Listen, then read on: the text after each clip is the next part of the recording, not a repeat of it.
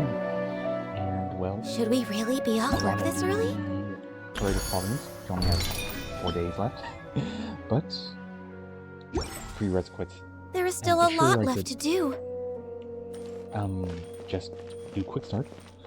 I gotta do this quest anyway, so yeah. I accidentally did some of it already. Being we saw the Wanderer go up here, and talking with some other guys about some of his past with Kazuha's clan. So well, let's see how I do it.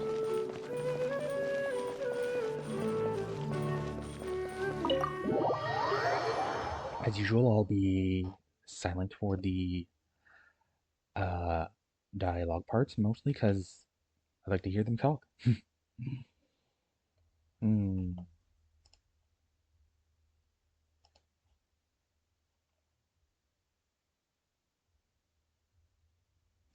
Oh, and unlikely to be using, well, quick show. Oops, wrong one. Wrong one again. Wrong one again. I might do like... I already have Ganyu masked. I might do like one roll and see. But that'll be probably at the end of the part. Oh, there he is. Radio silent now.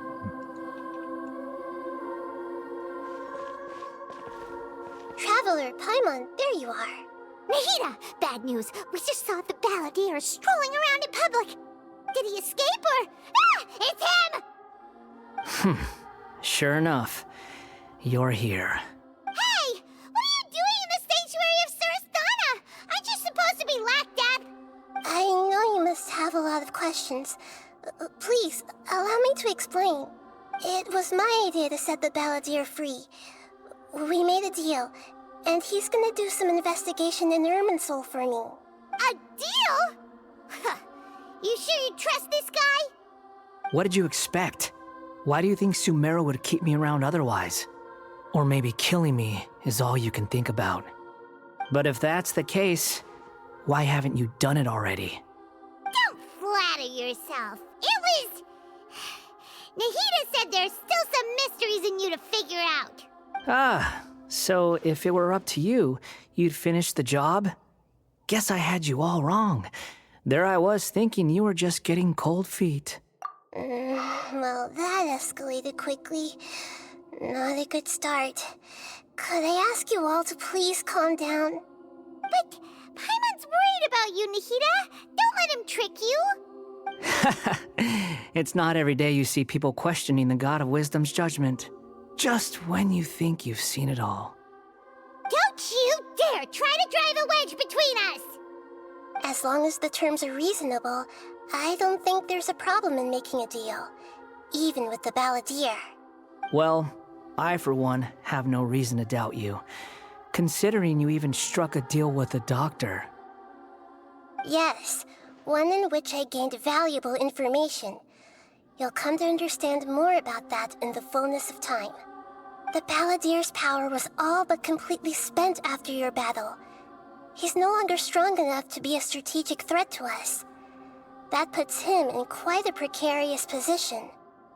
Plus, he's a former harbinger with knowledge of many of the Fatui's sensitive secrets. Being stuck here in Sumeru could make him a sitting duck, depending on how the Fatui plan to respond. Wait a second. Farmer? You mean he's not a harbinger anymore? I take no pleasure in saying this, but it seems as if the doctor had no intention of welcoming back a loser, so... Sometimes it's you using them, other times it's them using you. Most human relationships are this way. Certainly all the stable ones are. That's how it was between me and the Fatui, and also between each of the harbingers. So as long as you have some value to offer, nobody will ever abandon you. But after recent events, even I have to admit that I'm not worth quite what I used to be. Well, if the Fatui are gonna reevaluate my utility, I need to have a backup plan for myself. As we discussed, I don't like causing harm to living beings, And you said you need protection. So, why not join forces with us? I think these two have made their objection to that idea fairly clear, don't you? And they're your friends, so I guess you'll be siding with them. Yeah, obviously! Nahida, don't listen to him! Then let's put that discussion to the side for now. We still have time. Today can be a trial run. Where we go from here will depend on how well we manage to cooperate today. All right, then I'll do what we agreed. Good.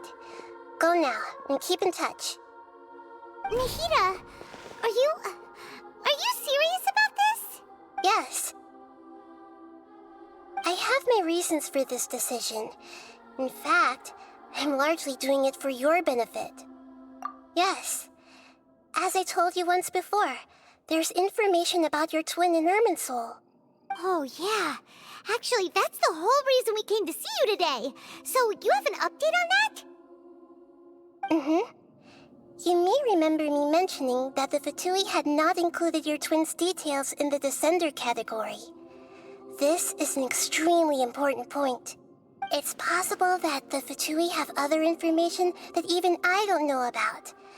And since the Balladeer used to be one of them, he'll be better acquainted with this information than I am. He was granted the power to connect with Irminsul when he almost became the god of a new era.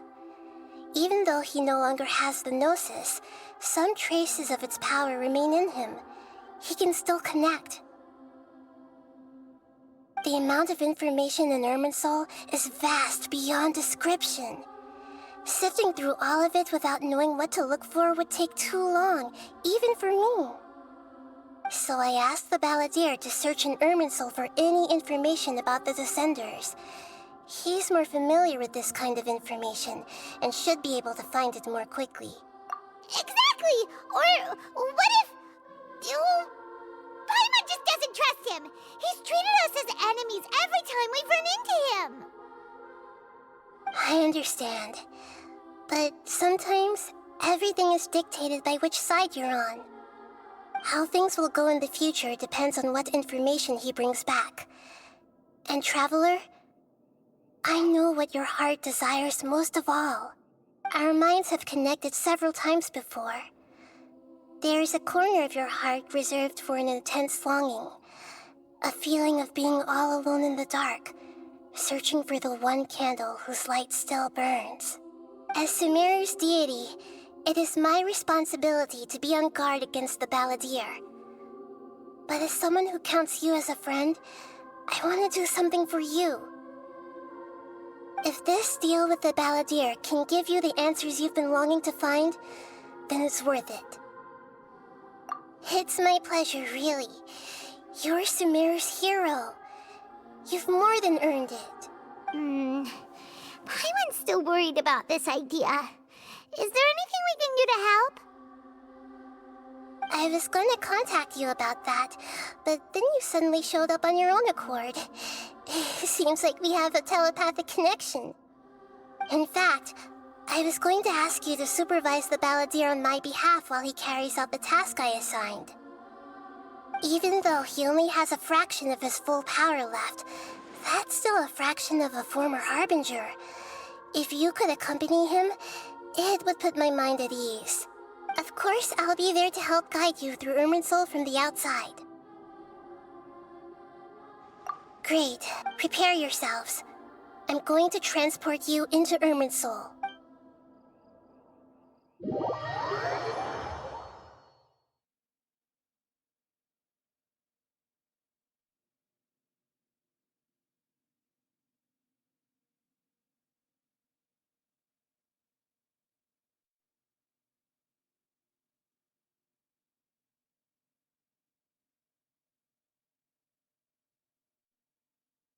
Wow! It looks pretty different here compared to last time. The colors are gentler. Guess that must be because Sumeru's at peace now.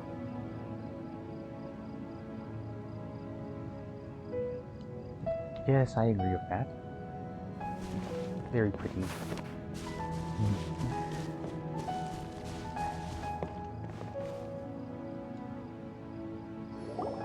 Look at that. Hot on my heels. You know, you didn't have to cut your catch-up short just to keep me company. Oh, but I guess you panicked when you realized that I might enter Irminsul ahead of you. Shut your beak, jailbird! No way a prisoner gets to be so smug!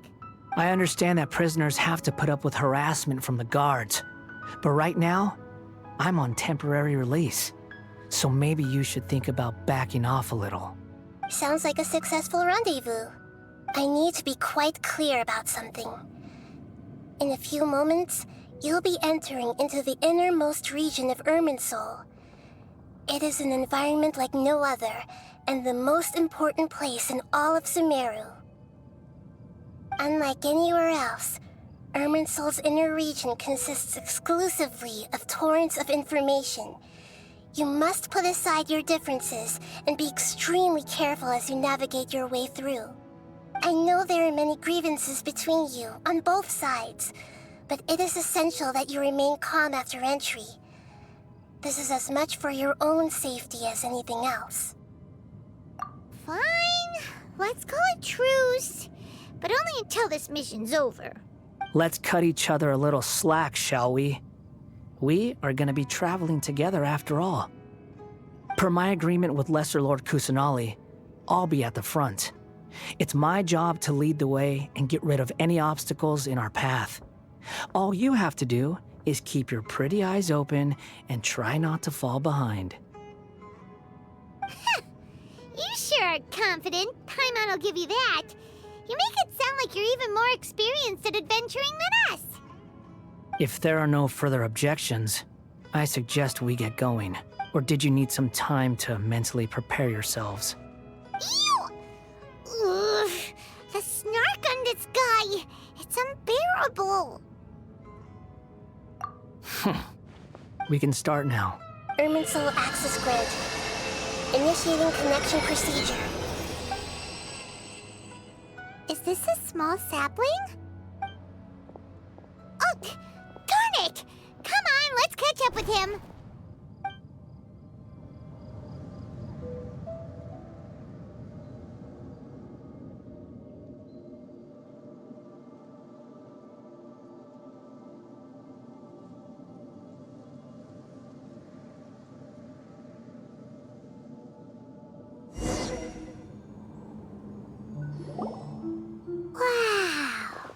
So this is the inside of Irminsul. Ooh, Paimon's never seen anything like this. And it feels like a sacred place. Irminsul is closely intertwined with the entirety of Teyvat. Every bit of information flowing here means something. Pick your jaws up off the floor. It's time to go. Why is it that Paimon just wants to do the opposite of everything he says? Lesser Lord Kusanali, we will now proceed to the heart of Irminsul. Can you still sense where the heart of Irminsul is? Yes. Permission to begin searching for information there? Permission granted. Go ahead. Let's go. Stay close. Don't go running off. Hey, so say we did go running off in here. What would happen? What are you smirking at? I was just imagining the look on your travel companion's face if you went and got lost. Anything's possible in here. You can't rule anything out. So if you want to stay safe, your best option is to stick close to me.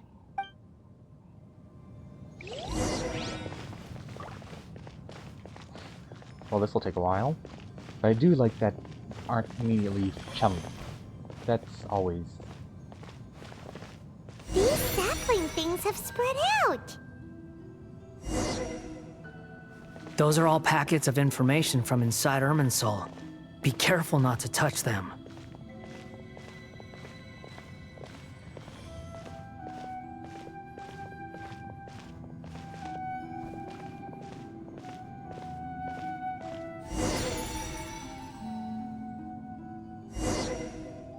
It looks the same in every direction.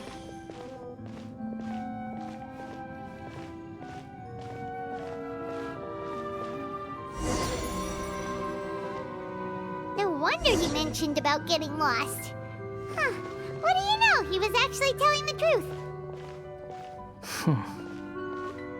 Is he mocking me again?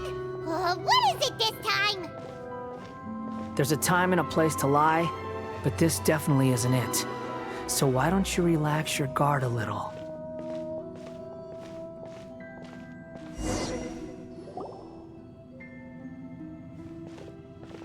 We're here.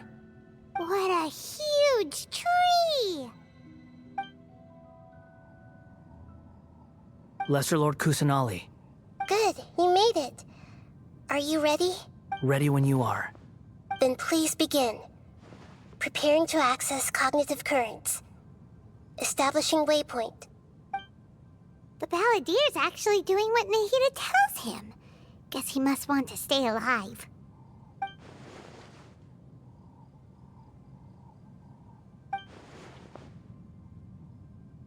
The rest is up to you.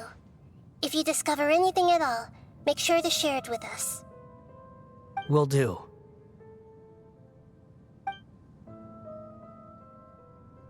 Huh. For once, we're the ones with nothing to do.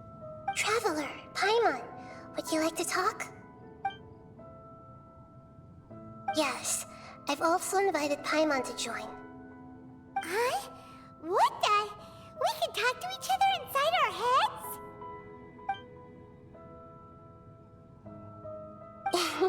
That's part of it. Plus, we're all friends. There's nothing wrong with us talking like this once in a while. Paimon's never tried this before. This is great!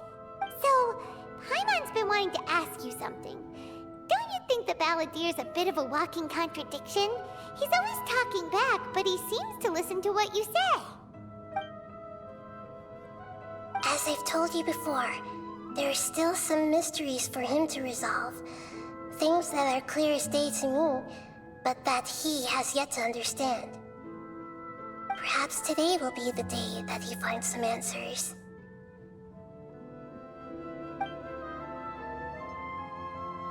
Well done. Smart and attentive as always.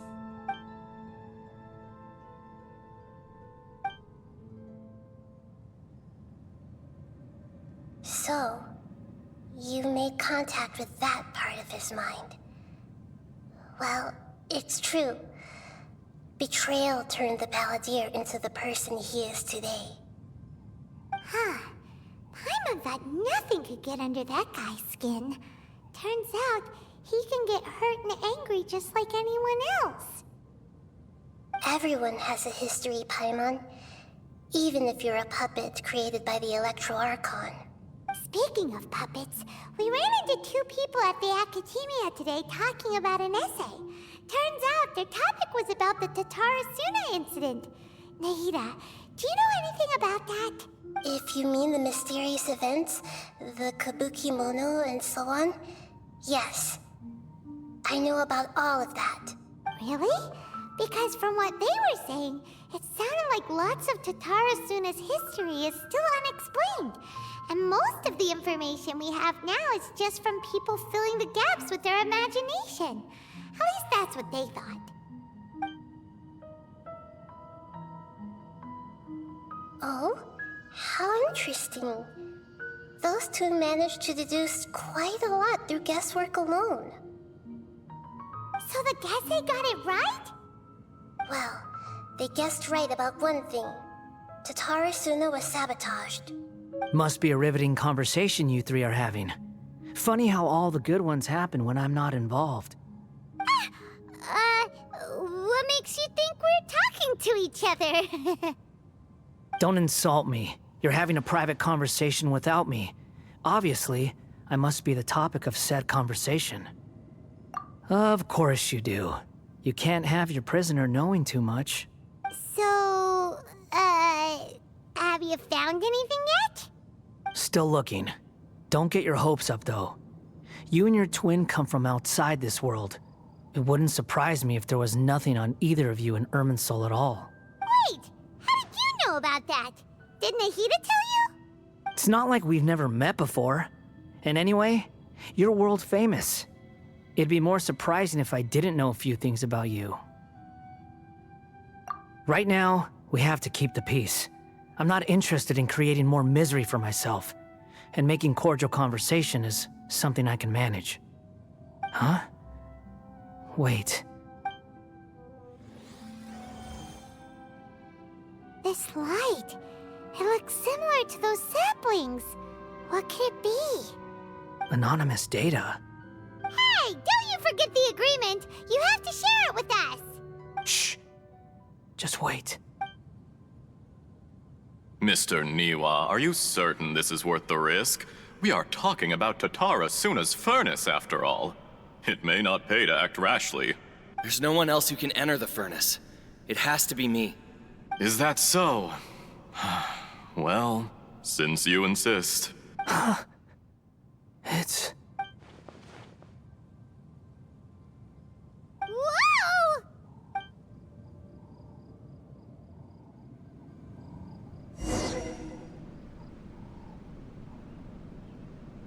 I have been in Tatara Suna for some time now. You have shown me great hospitality, as has Mikoshi Nagamasa, and indeed, everyone else. Under your leadership, Tatara Suna is a warm, welcoming place. Like a giant village. People are gainfully employed. Their lives have purpose. They are motivated. As I understand, the Raiden Shogun has, in recent years, eliminated much of the evil that plagued Inazuma. As for Tatara Suna, it was originally established as a means of safely disposing crystal marrow. The forging industry with crystal marrow as a raw material has since flourished, giving rise to generations of swordsmiths. Some world-renowned, others unknown, all passing on their legacy. Skills, blood, dreams. Every smith brought into this trade looks to find their purpose between steel and blade. That is why you accepted the proposal brought to you by myself and Akame. Yes, well, were it not for you coming to Inazuma and happening to make Akame's acquaintance, the two of you never would have joined forces.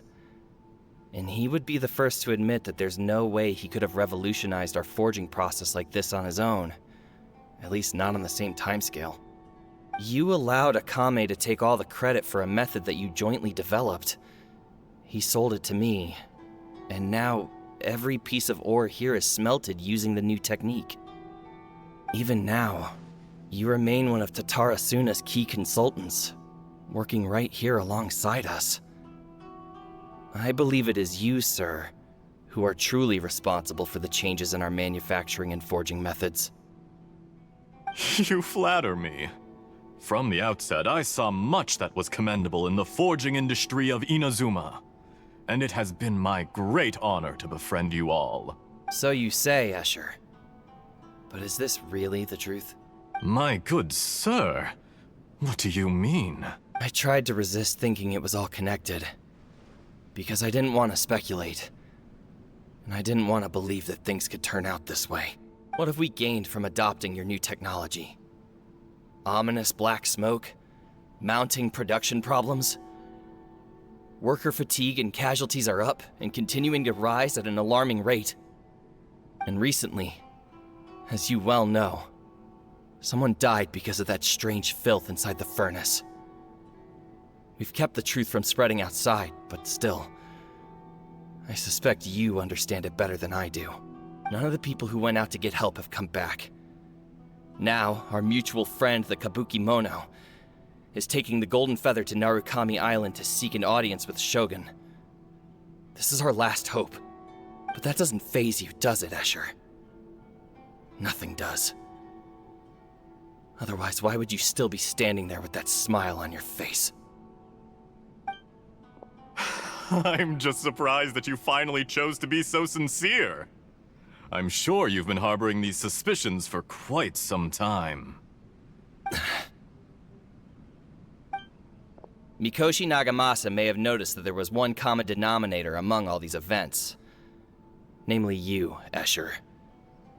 But Mr. Mikoshi is more cautious than I. He does things by the book.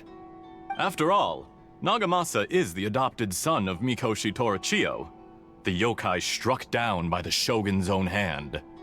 If he truly seeks to redeem his family's honor, an abundance of caution is well advised. You're well informed on the subtleties of his situation for a mechanic all the way from Fontaine. Are you sure you're not a little overqualified? Why, Mr. Niwa, are you suggesting I find a job as a diplomat? Sadly, I am so very attached to my craft. Enough, Escher.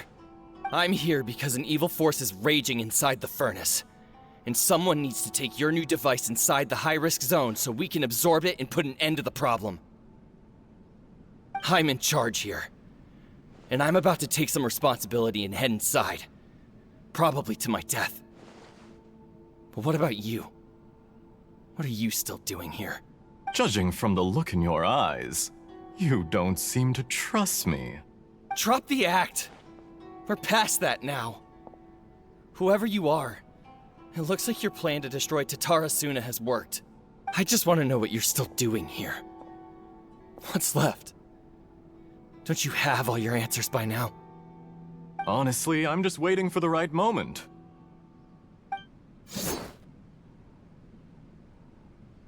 A moment like this, where you finish talking and I stop you from entering the furnace. You...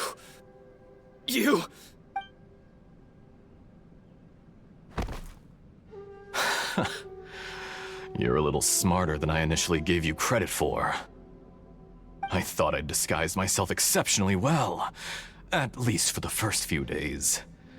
But to my surprise, you had your people look into my background right from the start. It's a long journey from Inazuma to Fontaine, but that didn't stop them. Eventually, they managed to confirm that Escher was an alias, and that I was not from Fontaine at all. And yet, despite all of that, you still fail to realize my true identity, and what I seek in Tatara Suna. Did you really think you would be able to see through my plan? If you kill me, there's no one who can get inside the furnace. So you're really going to destroy this place? Is that it? Oh, but you're quite wrong. There is one other person. Some may not see him as a person, but you told him yourself. You're not a puppet. You're a human. You're just missing a heart.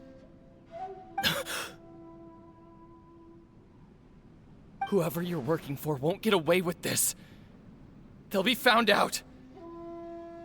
But this makes no sense. What are you really trying to accomplish by all this? It's no trouble at all. Patience is a virtue which I have in abundance. This is all part of a carefully controlled experiment. If you must know, I'm happy to divulge my true identity. I'm a Fatui Harbinger. Call me the Doctor.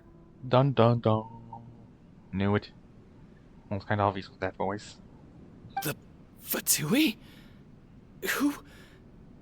What do you want? Just to create a minor inconvenience for your nation. That's it? That's why you gave us your cursed technology? Just to let loose the evil energy from the crystal marrow? Look how even the righteous soul is filled with venom when faced with its demise. My device functions precisely as you say. It is the only chance you have of preventing a catastrophe and keeping the truth from the outside world. However, I did not make it with you in mind. It is easier for a person to be possessed by evil spirits when they are filled with hate. So give in to your fury. I want to see what happens when a malevolent heart is placed into an unsuspecting puppet. Make no mistake, even without you, that pure, innocent puppet would only end up being used by someone else instead. What other reason would a human have for befriending one who is not of our kind?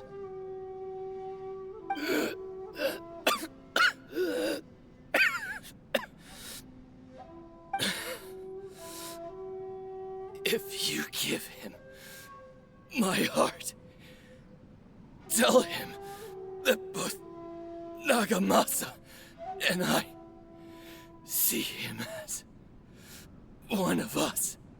He has nothing to prove to anyone.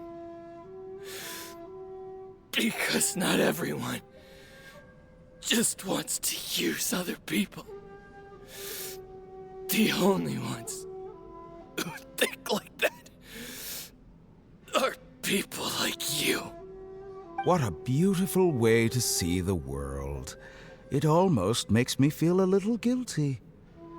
Then out of respect for you, I shall redefine myself. Think of me as a monster or a demon, if you wish.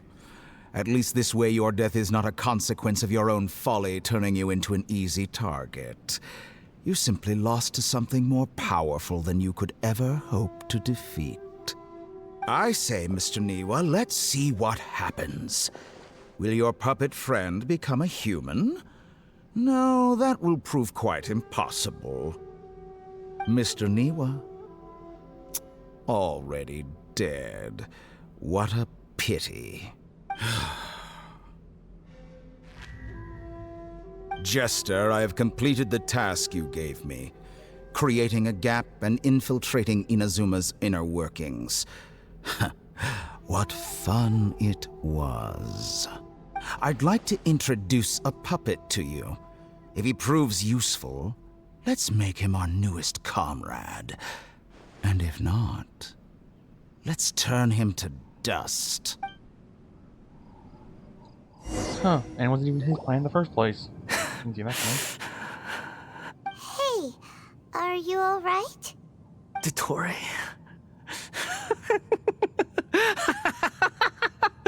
Dottore! Good. Good. Was that the doctor? Did he turn into a mechanic from Fontaine? But why did we see things from his perspective? When I touched the doctor to confirm whether he'd eliminated all his segments, I read this memory in his mind. You have to admit, it must be the truth. Maybe so, but it means nothing. Does it? But this memory shows that Niwa didn't betray you. He never meant for you to be the one to take the device into the furnace. You know very well what that means. Even more so than I.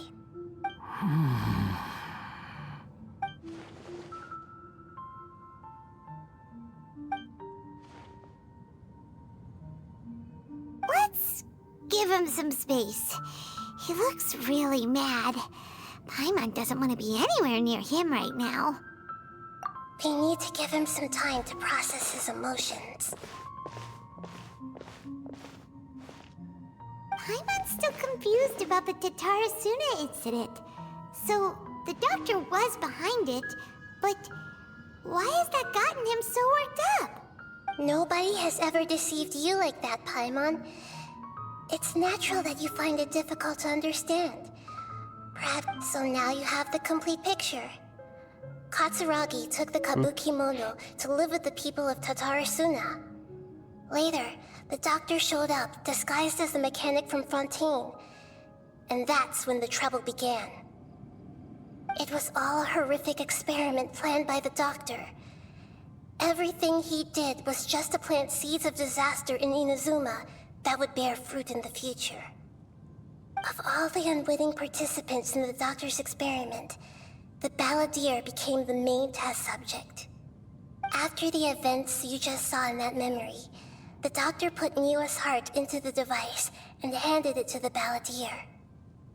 Then, he instructed him to enter the furnace and absorb all the filth caused by the smelting process. The load was far beyond what he expected, but the balladeer survived.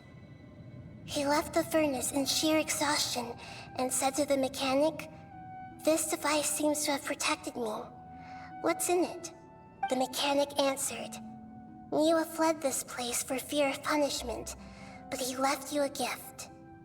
He said it's the one thing that you've been looking for." He took it straight from the chest of one of his innocent servants. The mechanic removed the withered heart from the device as he spoke. The balladeer was stunned that such unthinkable cruelty had brought him the thing he'd been longing for his entire life. A heart acquired through cold-blooded murder is a cursed thing, but it had protected him from the filth. He thought Niwa had completely betrayed him, and yet this very betrayal had ensured his survival. Overwhelmed with anger and sorrow, the balladeer threw the heart to the ground and left Tatarasuna without looking back. Holy moly. So the doctor killed an innocent man and pinned everything on the victim? That's terrible.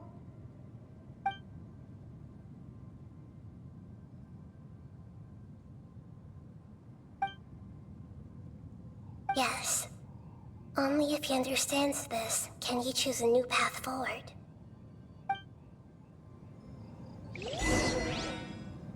Tottori, you brazen-faced... Niwa didn't run from justice. You killed him.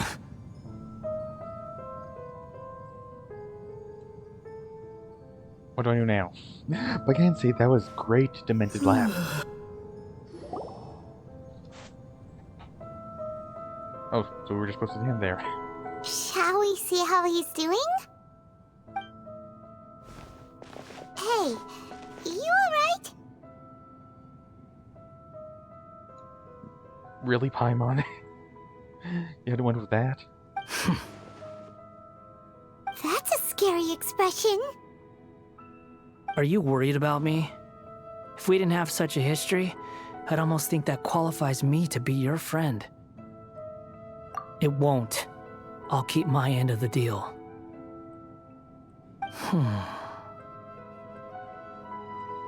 His voice is notably more...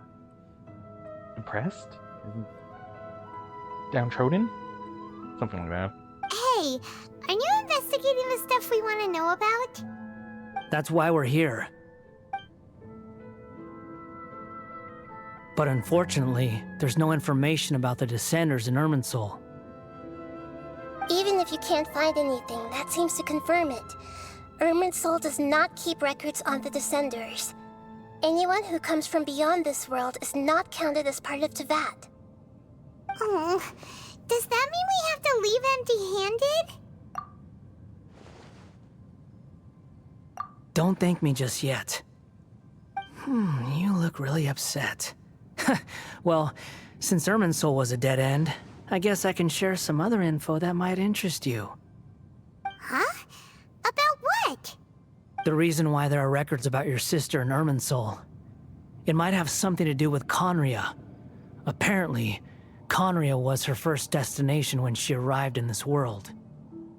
Plus, she only came to this world because the heavens responded to the summoning. The heavens responded? The Jester told me this himself. You can take his word on this. He was a royal mage in Conria, and lived with your sister for a time. I don't know the details. It's up to you whether you want to believe me. All I can say is, I wouldn't lie to you about this. Did you get all that, Lesser Lord Kusanali? Yes. Astonishing news. Does this info count towards my mission? It wasn't from Irminsul, but was it valuable? Very valuable. Good. In that case, I'll take some time for myself now. Huh? What have you done? Lesser Lord Kusanali was right. My power's all but completely spent. Even if I use all of the divine power left in me, I can't sustain this shield for very long. I shared a secret with you, and now you owe me. So in return, I'd like you to answer a question for me. Give me your hand.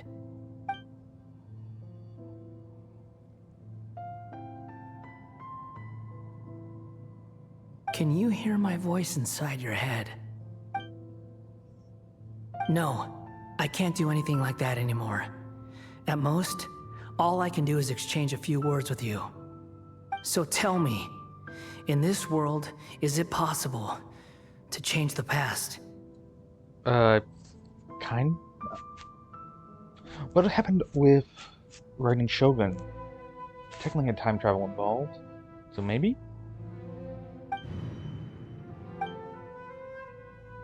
Done. Huh? What the? What happened? Paimon only saw you hold hands for a second. Nothing. I was just thanking him for helping me.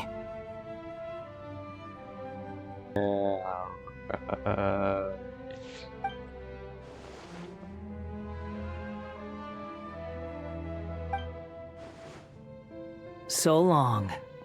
I suggest you get yourselves out of here quickly. Where are you going? Hey, wait up! Didn't you say not to go running off? That's less changing the past than just changing everyone's memory of the past, won't it be? Fast reaction time. But I don't think we'll be seeing each other again.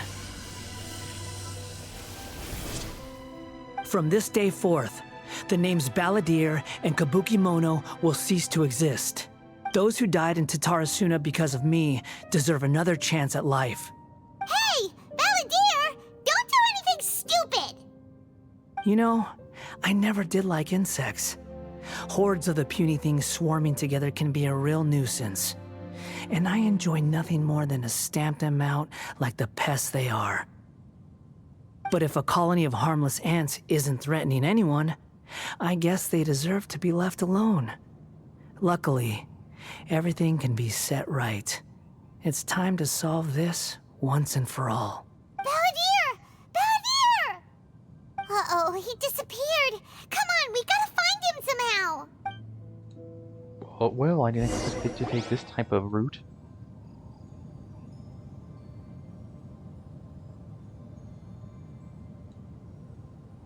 Why can't Nagita contact us? Oh no, he's really gone.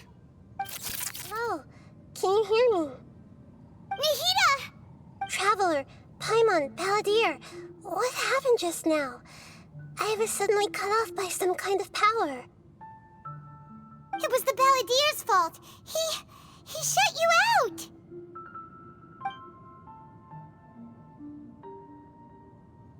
I didn't think he'd be capable of something like that with so little power left. Did he keep some of his power hidden when he was defeated? Or did he achieve something beyond his abilities, and it took everything he had? Where the heck did he go? Ugh, it's all our fault.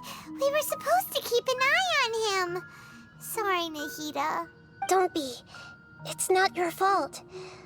Please, let me handle this from here, even though I'm not sure I can solve it. We're running out of time. Follow my lead and get out of Irminsul as soon as possible.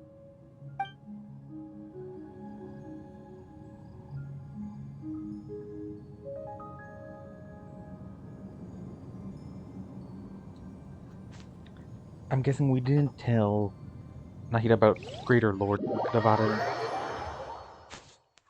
Considering that was her last wish. I guess we just skimmed over that? Yeah, who knows for certain. But yeah, I didn't do... I avoid spoilers for these parts like the plague. Bad wording? But yeah. I did, like... I did not see this route.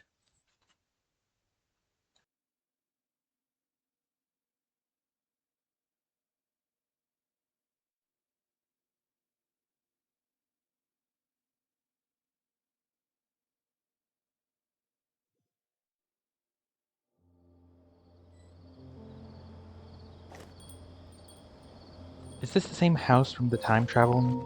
I mean, when we were stuck in the dream? Can't quite remember. Hurry up and load!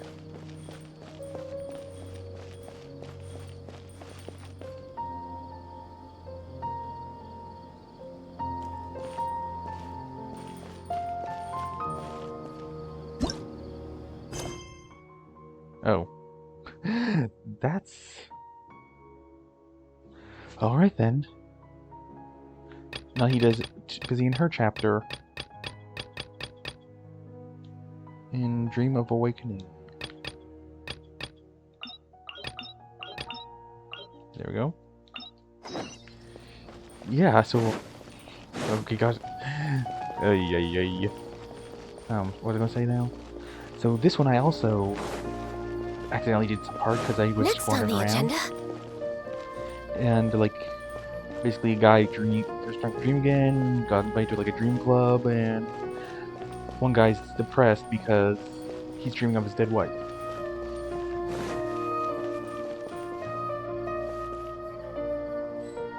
Oh, there we go, this dude. So yeah, multi-questing. Are you feeling any better now? Yes. I think the Dendro Archon made a really good point. I need to stop dwelling on my wife like this and move on with my life. Now that I think about it, my wife and I always meet at a familiar place in my dreams. I know where that place exists in reality, but it's a bit far and dangerous. I don't dare to go there on my own. But at the same time, I feel as if I should go and have a look anyway. Perhaps I'll be able to move on once I see that there's nothing there.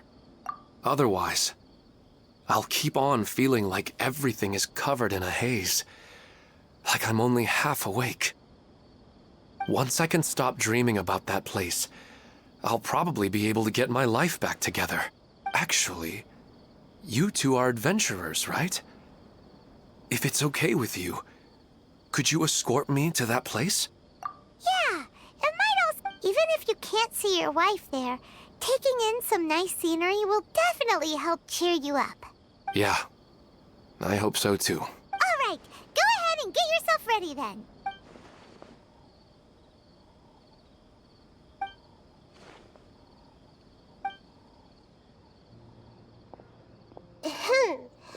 Are you headed off to some interesting place without telling me again?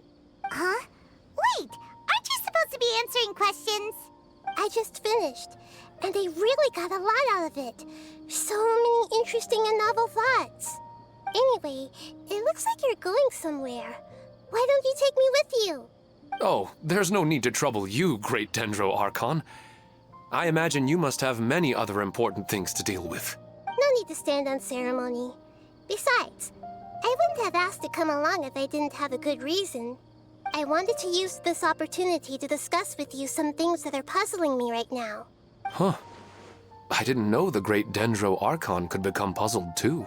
I'm not all that different from you, you know. All right, let's go. We can talk on the way.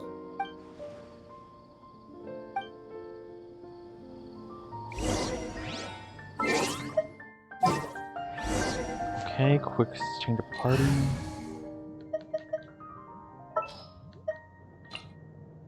Wait, Let's investigate this further. Did it say I unlocked the next part of the first quest?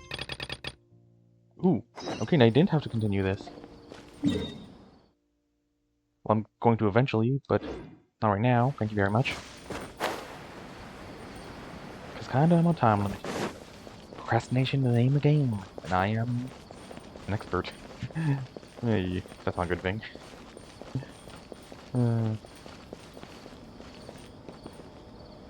There we go. We're out! And we're at... an inn or something? This is an emergency. I'll have to ask you to stay here for now. Everything's arranged, and nobody will disturb you. I'm sorry, but this isn't something I need your help with. Leave this one to me. An emergency? How bad is it? Nahida, will you be okay? Don't worry. If my assessment is correct, though there may be some minor disturbances, it won't lead to a disaster. Please rest and recover your strength here until I say it's safe. Her voice has gone. Paimon can't shake the feeling that something really big has happened. What do you think the Balladeer meant? And why did he suddenly grab onto you before?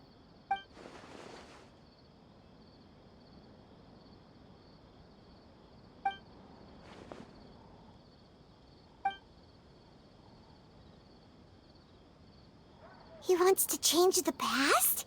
But surely that's impossible! Right!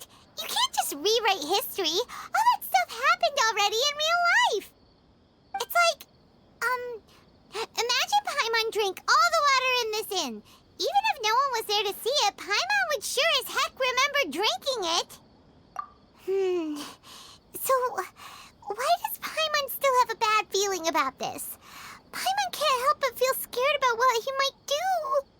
Oh, Paimon's so confused. Huh? Ah!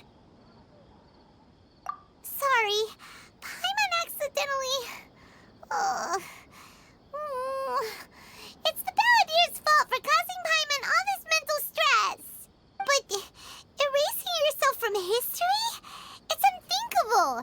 Is that really possible in Irminsul? Uh-oh. Paimon's head is overheating from trying to understand what he's up to. And it's still not working. Ugh. Paimon's had it with that little brat. He's been nothing but trouble ever since we met him. There's no way he'll actually succeed, right? Otherwise, won't everyone who's connected to him be affected too?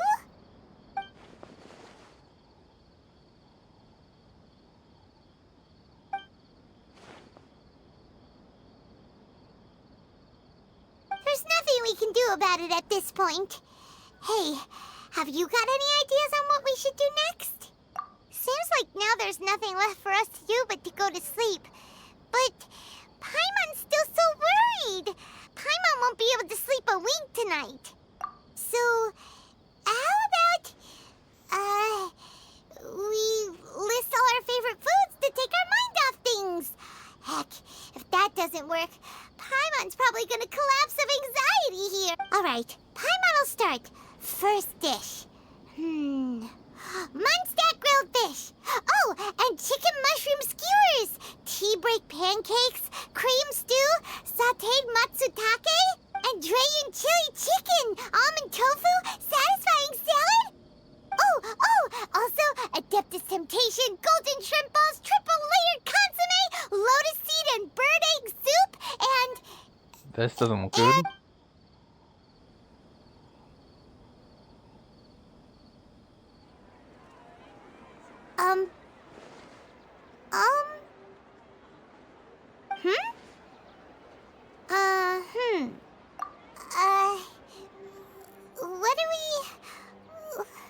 What was Paimon supposed to be doing just now? He succeeded to a degree, it seems, then. Paimon was, talking? Huh. Paimon suddenly can't remember what she was talking about. What was it again? Who's that? She's gonna probably say something like that. The Balladeer? Is that a food too? Huh. Weird name, though.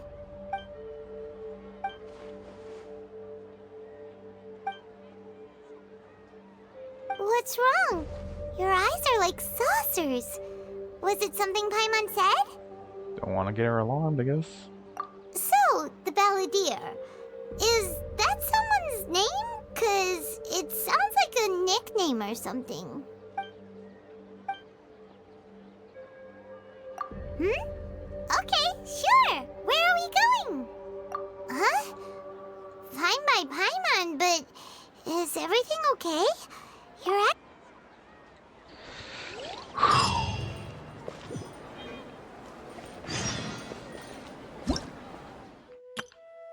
Okay. Nope, still have to.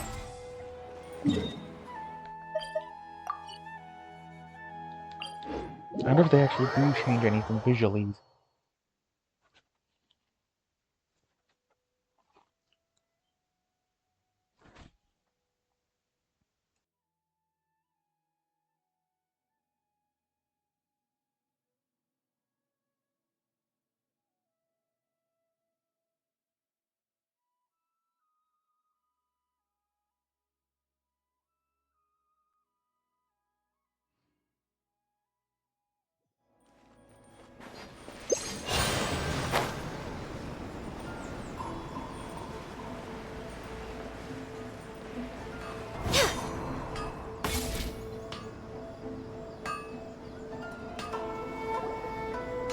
We've made it to Amanoma Smithy!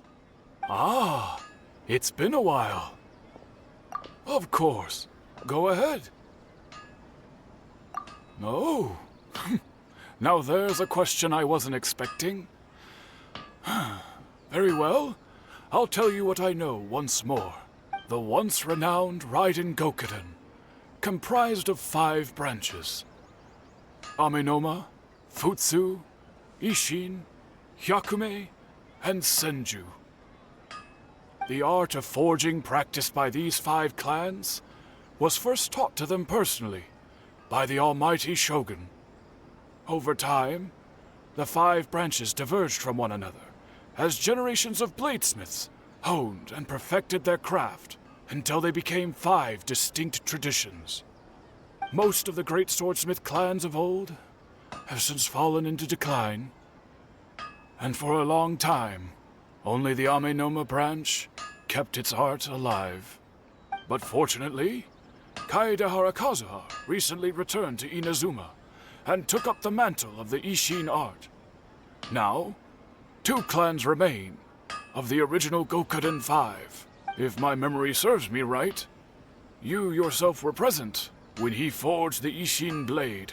Oh, yeah, we were! Paimon remembers that now. We learned a bit about the decline of the Raiden Gokuden then, too. It seems like such a shame.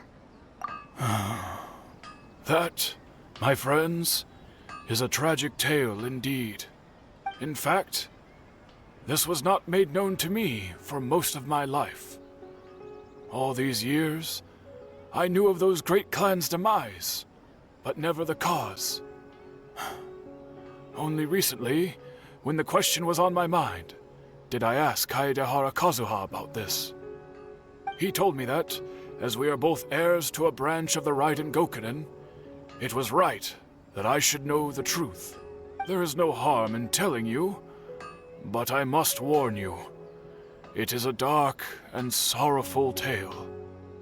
The Raiden Gokuden were the targets of a murderous rampage by a vengeful bladesmith. Vengeful? Why? 400 years ago, so I'm told, there was a catastrophic malfunction in Tatarasuna's furnace. One brave swordsmith heard the commotion and chose not to flee, but he rushed to the scene, hoping to prevent a disaster. Tatarasuna was home to a state-of-the-art forging and smelting operation in that day, and overseeing it was the armory officer. His surname was Niwa, though he had family ties to the Kaedehara clan. Knowing that they had just one chance to save countless lives, Mr. Niwa and the swordsmith leaped together into the furnace. The furnace quickly stabilized, but neither of them made it out. The smith's death, though heroic, dealt a devastating blow to his family's fortunes. His orphaned son was left to fend for himself, and grew up deeply resentful at the world. In his heart, the whole of Inazuma was culpable in his tragedy. He hated the almighty Shogun for her apparent indifference towards his father's death, and he hated everyone who had done nothing to try and save him. Powerless and destitute, the only legacy he had to pass on to his children was his hatred. Generation after generation bore this grudge, living in utter misery. Alas, if only the story could have ended there. But 100 years ago, the then head of this family reached the end of his wits. He could bear their fate no longer, and yet he could do nothing to change it. Finally, he made a drastic decision to take revenge on the Raiden Gokuden. In doing so, he sought to vent his pent-up anger and shake the very foundations of Inazuma's forging industry. In his fury, he murdered indiscriminately, killing even bladesmiths from the Hyakume clan, which he belonged to. His goal was absolute, the devastation of all of the Raiden Gokuden. But when he came to the Kaedehara and Kamisato clans, his killing spree came to an abrupt end, he failed to catch them unawares. They fought back fiercely, and they did not spare his life. That is why the Kaedahara clan and their Ishin art survived that day. I suppose they were the lucky ones, under the dire circumstances.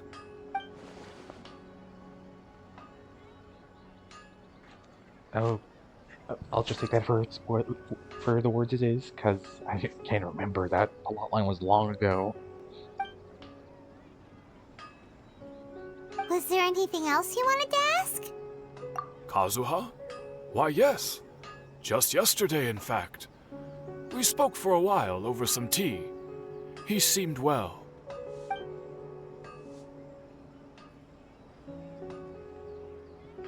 My pleasure. Don't tell Paimon. There are other places you want to visit too, right? Your expression says it all. You can't hide anything from Paimon. Right. We're just hiding the fact that history changed twice now.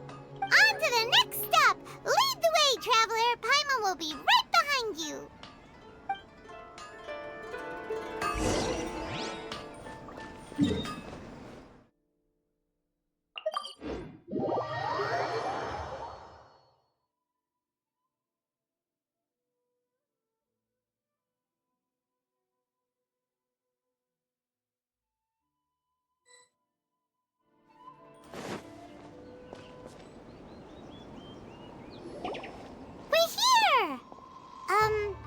This is the Yashiro Commission's headquarters, so... Traveler, it's been a while. If you're looking for the Commissioner and Miss Kamisato, I'm afraid your timing is unfortunate. They're not here right now. Are they out on business? The Commissioner is out on business, and Miss Kamisato is standing in for some meetings in the Commissioner's place. If it's urgent, you're welcome to wait inside until they get back. What do you think? Shall we go in? If it were anyone else, I couldn't allow it. But seeing as you're so close with the Commissioner and Miss Kamisato, I think it should be okay. We'll be heading in then. Thanks! Hello, dears. Is there something you want to say? Of course, traveler. Yes, I know who you are. Miss Kamisato has told me about you. What would you like to know? Oh, they're both very well indeed. Lately, Miss Kamisato has been rather busy attending all kinds of meetings and occasionally paying visits to some local organizations on the Commissioner's behalf. As for the Commissioner himself, well, you know, busy as ever. That much hasn't changed. Although he does seem to be in a rather good mood these days. So pretty much business as usual in the Yashiro Commission, huh? Very much so.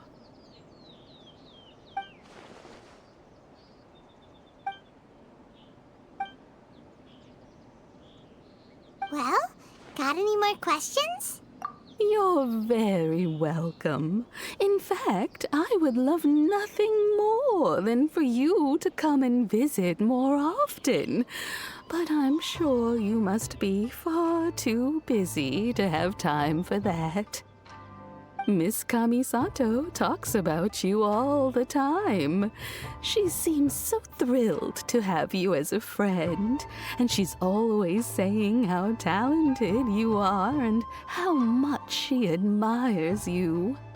I must say, many things in Inazuma seem to have taken a turn for the better since you arrived here. So you're not just Miss Kamisato's knight in shining armor, you know. You're a hero to us all.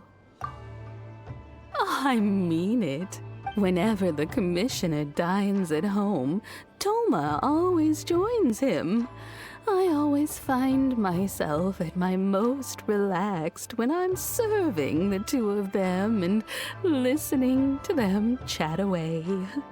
The commissioner has such a busy schedule that he doesn't always have the chance to take his meals at home, but given the opportunity, he always prefers to dine here. They say it's because Toma's a much better chef than most. Oh, the commissioner is so fond of home comforts. They get to talking about you sometimes, too, you know. Always with a very fond tone. The way one would talk about dear old friends around whom one can truly be themselves. Miss Kamisato occasionally joins them as well. Whenever the whole family gets together and they start talking about people they've met and experiences they've had, you always get a mention. It's been many years now since the late Mr. and Mrs. Kamisato passed away. Much has happened in the Kamisato clan in that time. As someone who is old and gray enough to have watched their son and daughter grow up, it makes me so happy to see them meet a dependable friend whose company they enjoy so much. So, in the future, if you ever do have the time, please know you are always very welcome at the Yashiro Commission headquarters. There will always be at least one old lady who would be delighted to have the pleasure of your company. Wonderful. Thank you. Paimon likes it here too. Also, you were saying something about the food here being really great.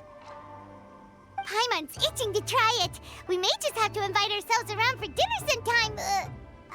Paimon meant we should come pay a visit again real soon. Ideally around dinner time. Of course. You're always welcome. Alright, goodbye for now. Where are we going next? Great! Goodbye, ma'am! Don't worry, we'll see ourselves out. All right, then. Take care now. Hope to see you soon. Oh, are you two leaving already? Yep, everything's taken care of now. Don't worry. Very well. Safe travels. Goodbye.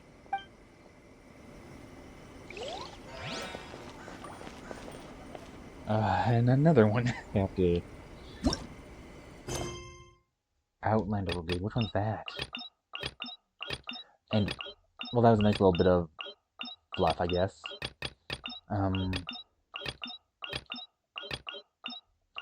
That, she talked very slow.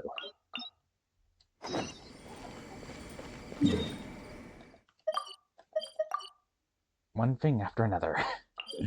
I am so backlogged.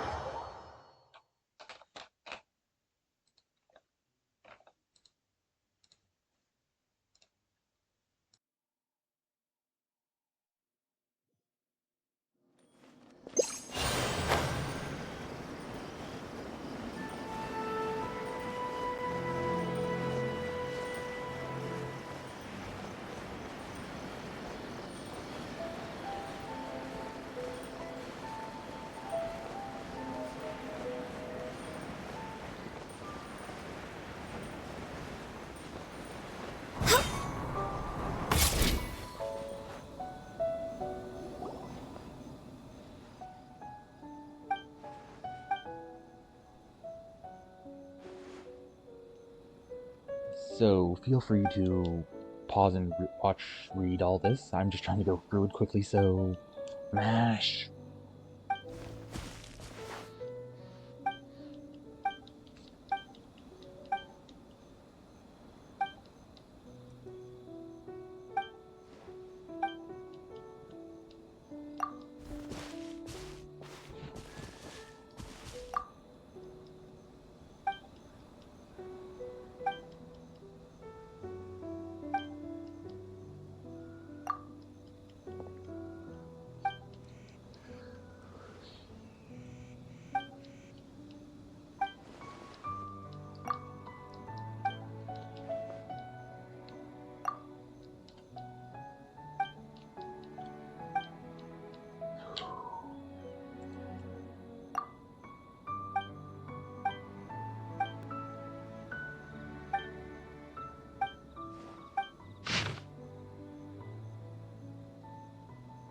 Okay.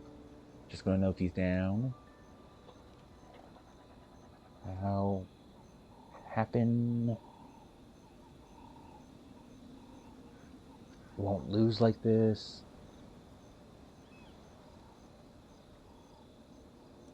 Underestimate resolve.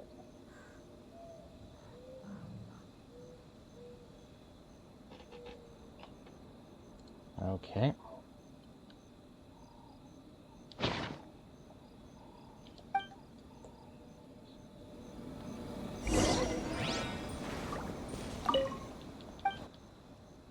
Ready?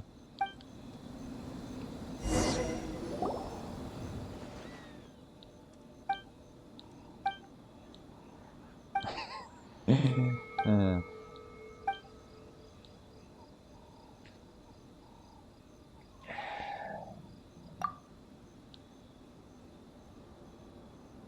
Okay.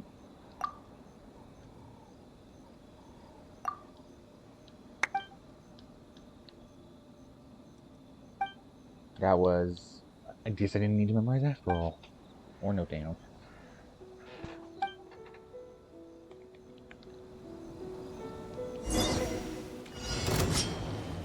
No touching! Access denied! So awkward.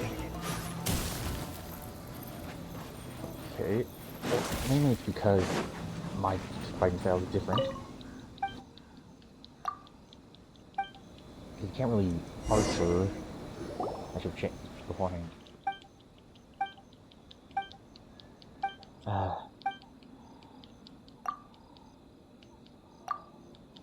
Mash, mash, mash, mash, mash, mash, mash, mash.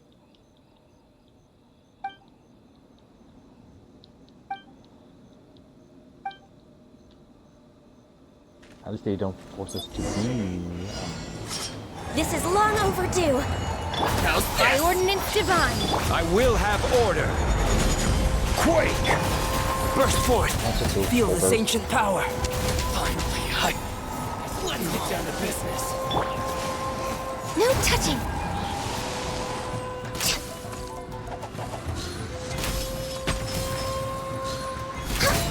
Access denied! No. What's one more? No touching! Born of ice and frost!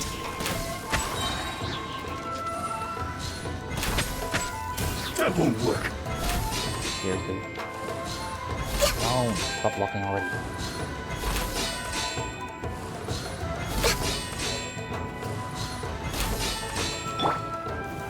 Gather! Oh, he does it. My will embodied! Could go like this.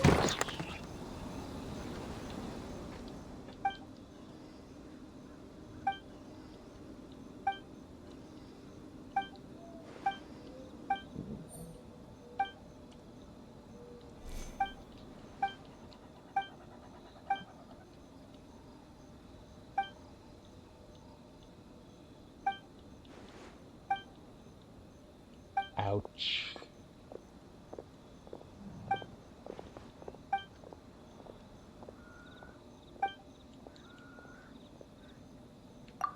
It's fine.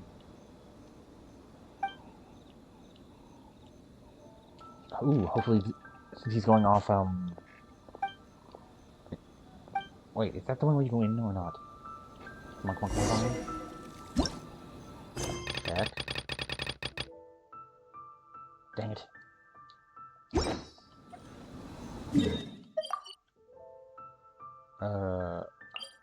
Either or works.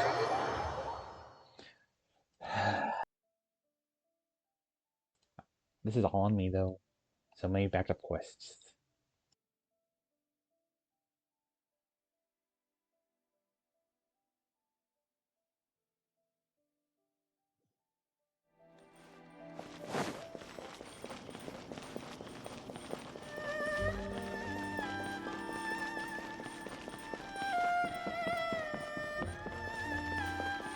Okay, so it is the restaurant you have to go into. I thought that since it was a salad place that it would be okay.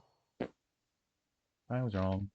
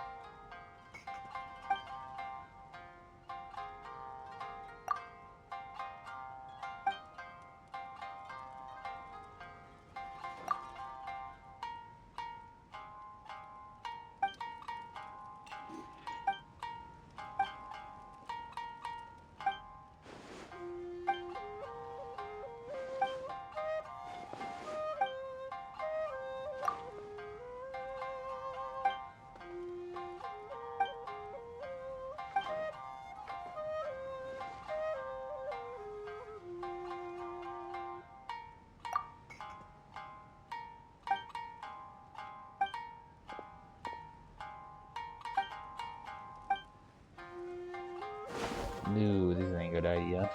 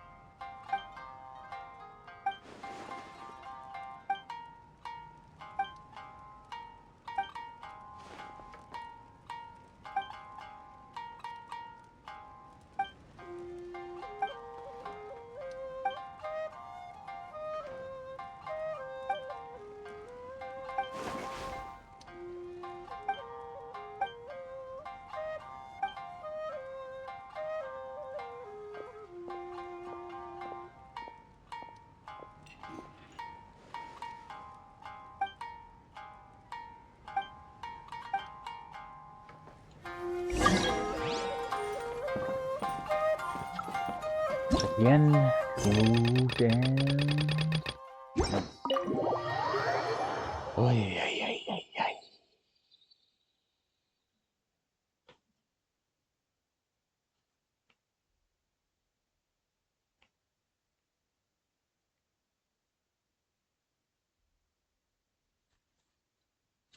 Of course, it would involve this guy.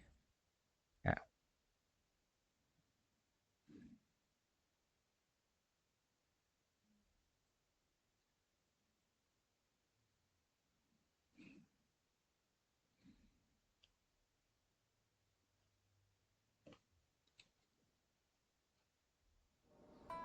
Ooh, straight into it.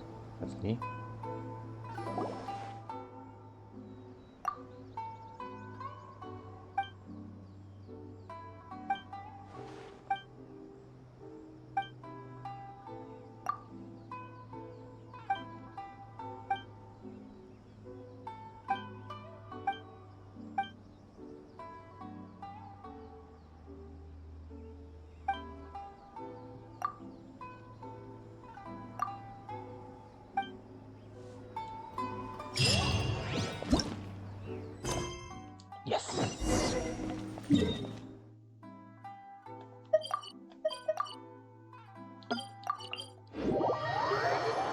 Glad I didn't have to go for the entire thing.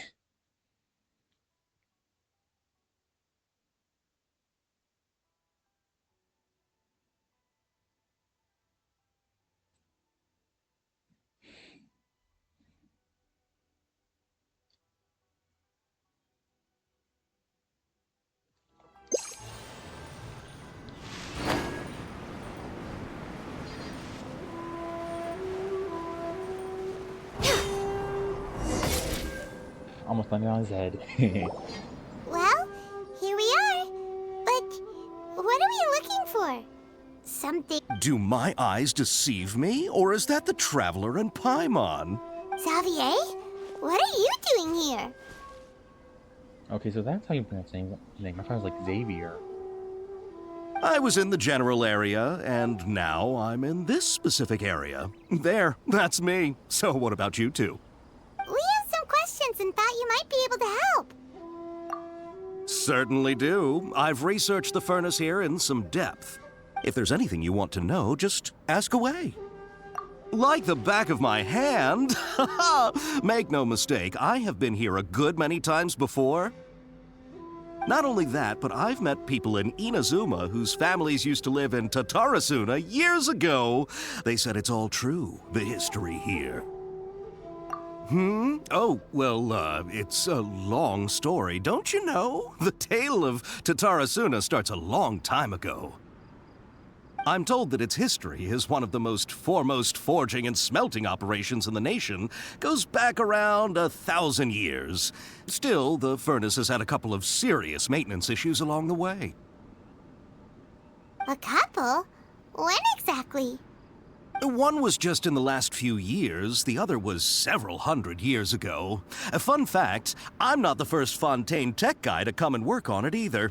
There was a guy back then too. They say he was a mechanic who consulted on a technology upgrade. It seems like the technological collaboration between our two nations goes back a long way. How about that? Hey, weren't you gonna ask Xavier something about Tatarasuna? Come on, ask already.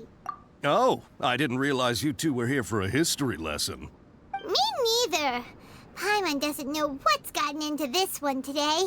Feels like we've been preparing for a history exam or something. What brought this on? Did you just wake up today with a sudden burning desire for historical knowledge?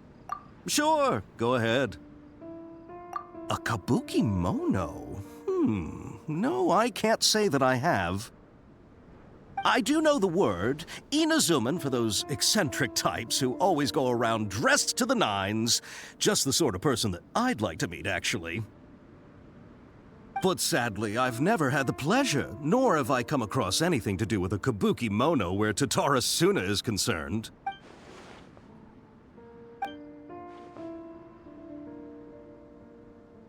Of course! Don't mention it. Oh, we're leaving? Okay, bye, Xavier. Oh, you're most welcome. More than happy to help. Farewell. Looks like you got all the information you're looking for. Sure, but what's up with you today? Whatever it is, it seems like it's really troubling you. Keep your smile, Spinal Crocodile. No matter what happens, Paimon will always be there for you. Hey, don't make... All right.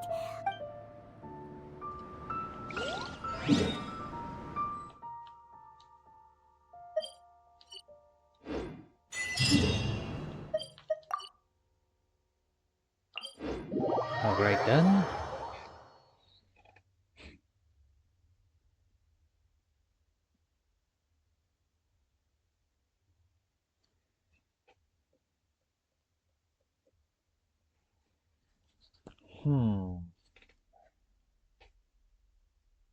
I wonder how much...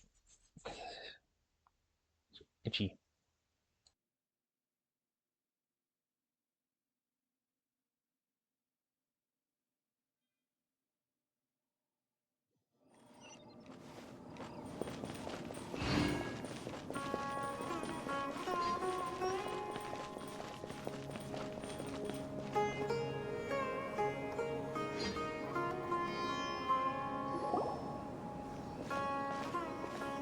Hey, it's them!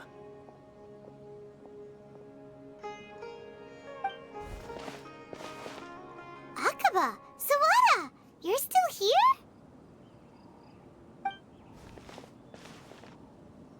Indeed we are. If you have a moment, we'd love for you to join us once more. We have time.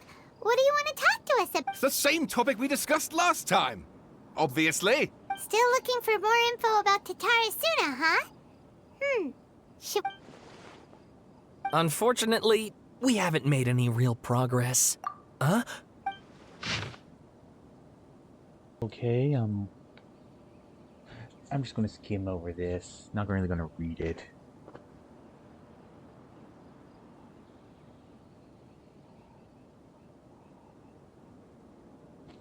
Feel free to pause and read if you want.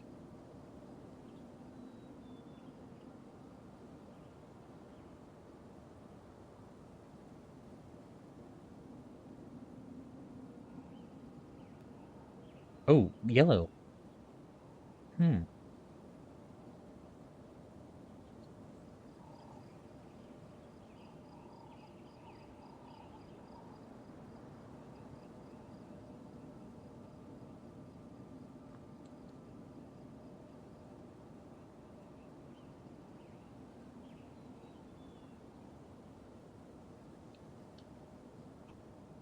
I presume you'll want to read mine as well.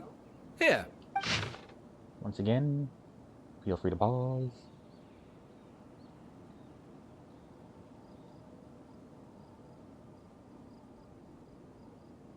I'm mixing the yellows things that are different.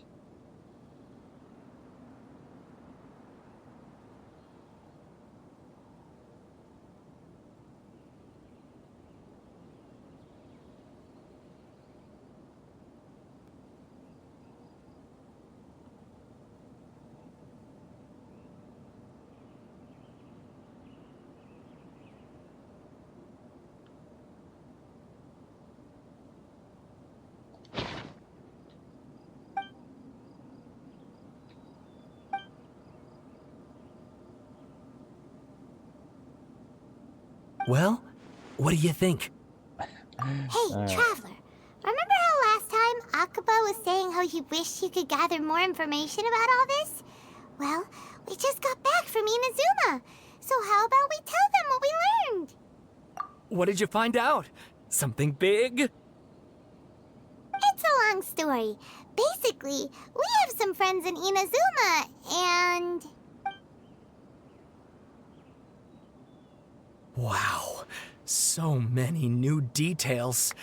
Thank you so much for sharing that with us. Well, well. So it all comes down to one man's desire for revenge. Huh. You heard this from a member of the Aminoma clan, you say? Then I guess it must be true. Ugh. So there's no ghost story here after all. This new information actually lends further credence to my hypothesis. Evidently, swordsmiths were seen as having an incredibly prestigious role in society those days, to the extent that harming them was conceived of, at least by the perpetrator, as a way of exacting revenge against those in power. Yes, okay, point taken, you were right. But that doesn't mean I can't carry on with my novel. And they're back at it. These guys are really into this. Oh, so sorry. Look at us, prattling on about our projects and ignoring you. Thank you so much for the information. You're welcome. See ya. Keep us in the loop if you find out anything else. Will do.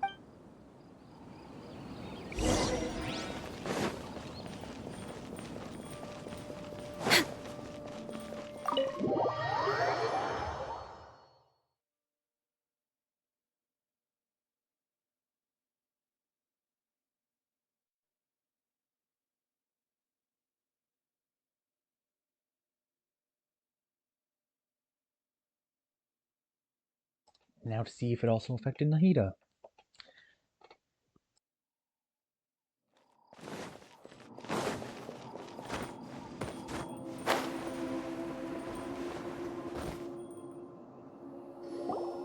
Nahida, we're here! Traveler, Paimon, how have you been? Ugh, where to start? Paimon hasn't had a moment's rest this whole time. That night, we ended up chatting and chatting until suddenly the sun was up. And then he decided he wanted to go to Inazuma. The Balladeer? Yep, It check what I sounds do. like some kind of code name. You look troubled. Is there something you need to tell me?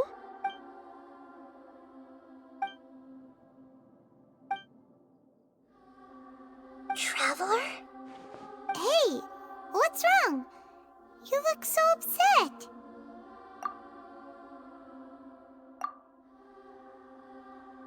One explanation later.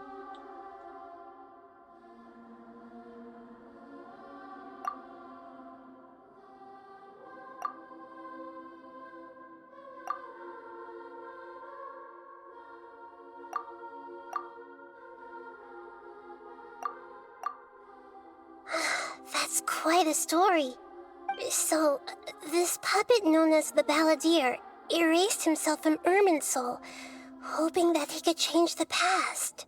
But how was he even able to do that? As the Traveler said, he very nearly became Sumeru's deity. Admittedly, I remember it a little differently. I don't recall finding anyone inside the machine after we defeated it. Nevertheless, it does make sense. If someone were to successfully erase themselves from Irminsul, the world would change to reflect the new reality. So, you believe this person really existed, and we just don't remember him because, well, because he literally changed the world? Yes. Theoretically speaking, it is possible to do this. But I'm struggling to imagine the kind of person who would dare go through with it. The Traveler comes from a world beyond Teyvat. That's why there's no information about him in Irminsul, and it also explains why any changes to Irminsul wouldn't affect him. So if there's anyone in the world capable of retaining memories from a past that has been rewritten, it's you. It's quite incredible when you think about it. Paimon's having a hard time understanding this Balladeer guy's motivations. Why did he do it? I can only make inferences based on the information we've been given.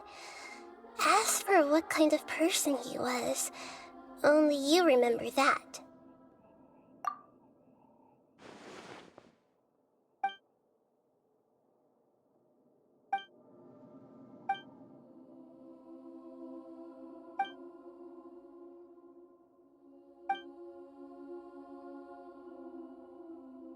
Something else worrying you? Something that you can't share? It couldn't change the fate of the ones who had died, right? Once the Balladeer realized he hadn't been betrayed after all, it must have completely changed his view of the people of Tatarasuna. Now he saw them as friends again. He couldn't keep hating humans after that, and if he thought there was a chance he could save his old friends, it would be hard not to try. The story makes sense, every part of it. The Balladeer tried to achieve godhood with the Doctor's help. He was unsuccessful, but retained the power to connect with Irminsul. That power then enabled him to change what was recorded in Irminsul and erase himself, even though he didn't have much strength left. Yeah, it does make sense, but it still ended in tragedy for his friends. It just feels so hopeless. He gave everything to do this, but it seems like he got nothing in return.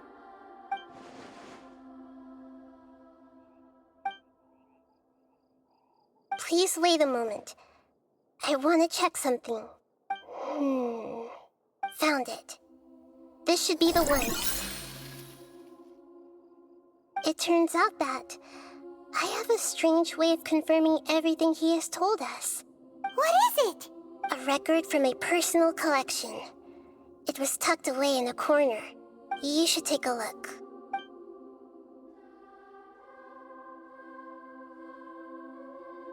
It Is this a fairy tale? Who wrote it? I authored this record myself. Huh? You wrote a fairy tale that somehow has something to do with the Balladeer? When combined with the Traveler's narrative, it's clear that this story is an allegory. Everything in it is a symbol for something else. Hold on. So this record survived from the past? Yes. Any information about the Balladeer or the Kabuki Mono in other records will have been changed. But I wrote this story in a way that means it was left intact. Changing the information in Irminsul changes to that. But Irminsul can't change information that was well hidden in advance. I guess I must have written this story as a backup before the Balladeer entered Irminsul. That's incredible! What a great idea! And sending the Traveler into Irminsul with the Balladeer must have been a further precaution. I knew he'd remember everything. But we just told her that we'd remember stuff, so unless she theorized it? This story is abstract enough that it still resonates with the present information recorded in Irminsul. But if we connect all the different pieces together, the true story that emerges is the one he told us, the now erased life of the Balladeer.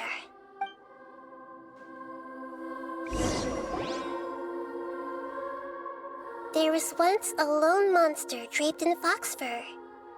The monster found a family of foxes, joined them, and they became friends. The monster lived with the family day and night, and everyone treated it as one of their own. Once in a while, the monster would take off its fox fur at night and lament to itself as it gazed at its reflection in the water. I am a monstrosity, yet they are too foolish to see it. I pity them. But the monster soon found solace when another came to live among the foxes who was not their kin. A kitten, carved from the wood of a white tree who had been abandoned by the humans. The kitten too wished to become a fox, but its tail was too slender and it could not grow a coat of richly colored fur. Yet when the other foxes saw this, they spoke words of comfort to the kitten.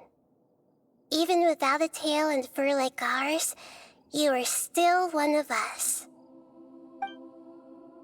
Furious at this happy resolution, the monster lit a fire on the mountain.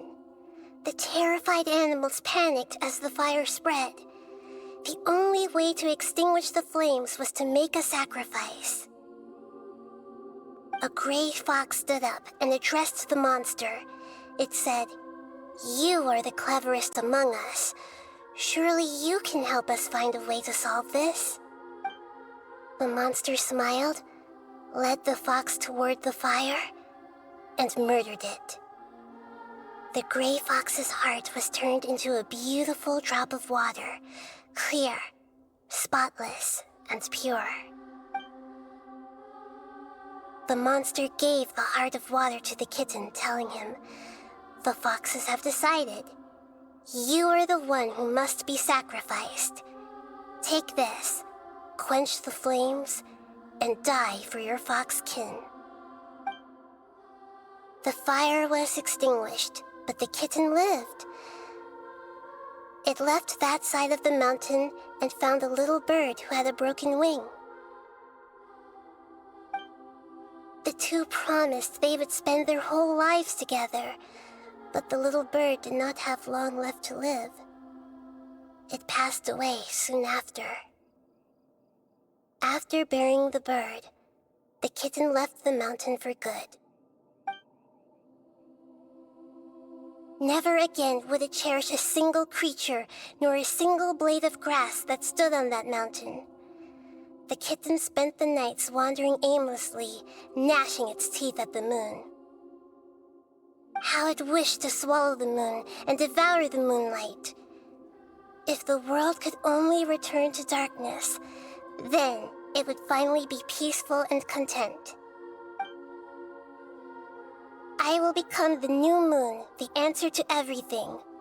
Then, No one will know that there were once birds, foxes, and cats in this world. And no one can know that they were different.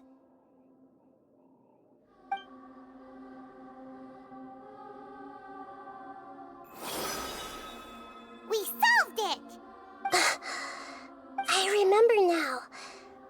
This is not just the Balladeer story. It is his very own memories. I made a backup so that it would be preserved no matter what happened. To become a god, he was experimented on and modified countless times.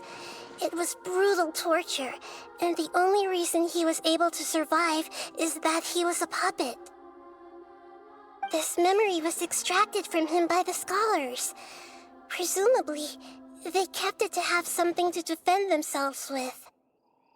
Creating a deity was just the first step.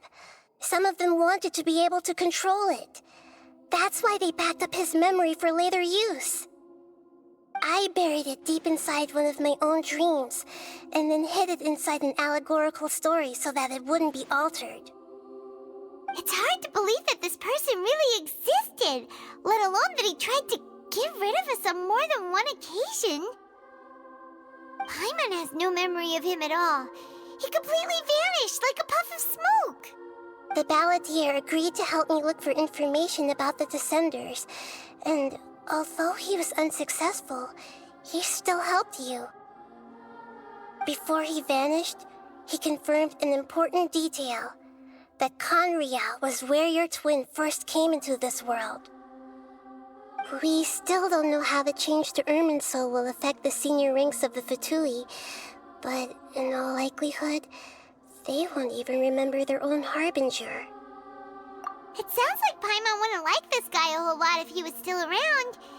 But still, Paimon doesn't like the way it all ended that much better.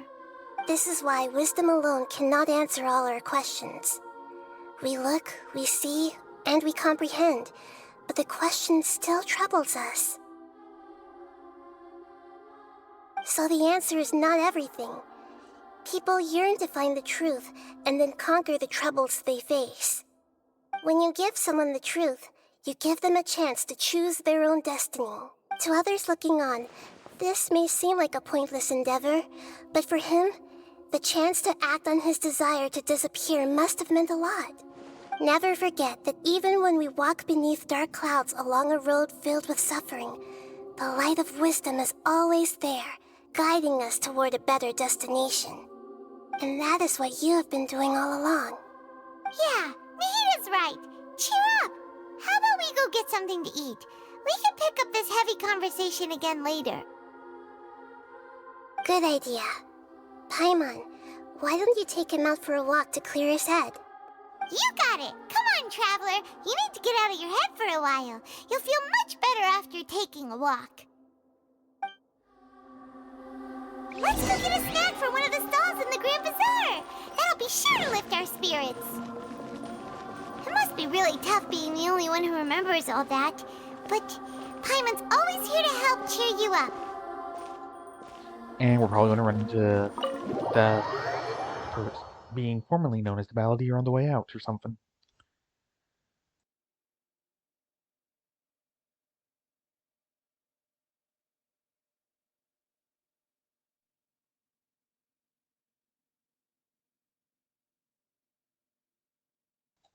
Would it be formerly known as? Because he wouldn't be known as the Balladeer in the first place in the new history. Is that technically a paradox?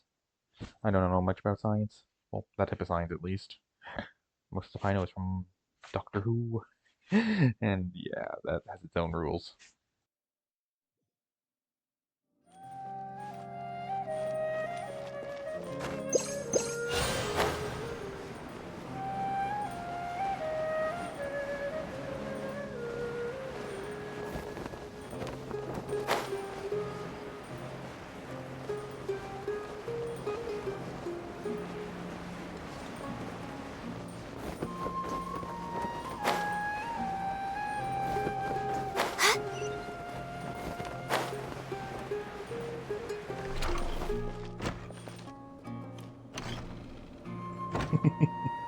Hadn't even finished loading.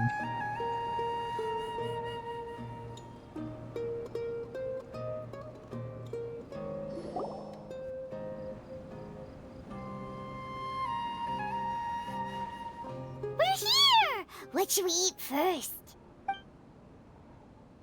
Hey, are you gonna answer or what?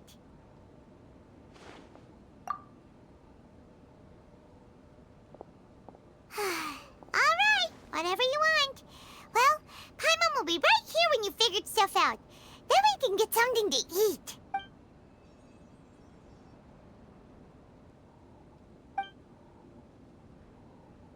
What is it? Have you figured it all out?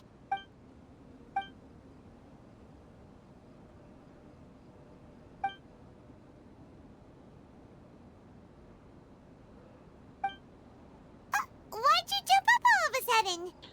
So he couldn't have deleted himself, he must be still alive. Dun dun dun.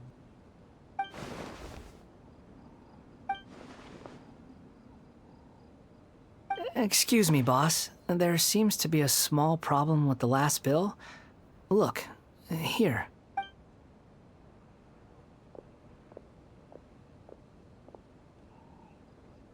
It sounds weird him being so quiet. Hey! Hey, wait!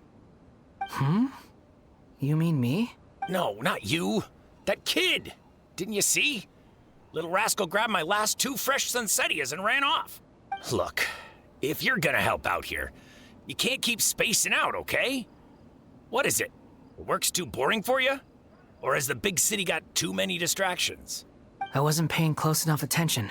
Sorry, boss. I think you're right. Maybe it's the city. It's so exciting. It can be hard to focus. Who's that guy? You know him or something? He's who? You're a strange one, kiddo. You say you don't want any money for helping out here, and then when I actually give you some work to do, you keep letting yourself get distracted. I don't want to take advantage, so I'm happy to pay you what I'd pay anyone else. But if you keep acting like this, pretty soon I won't be able to afford to. No, please. I mean it. You don't need to pay me anything.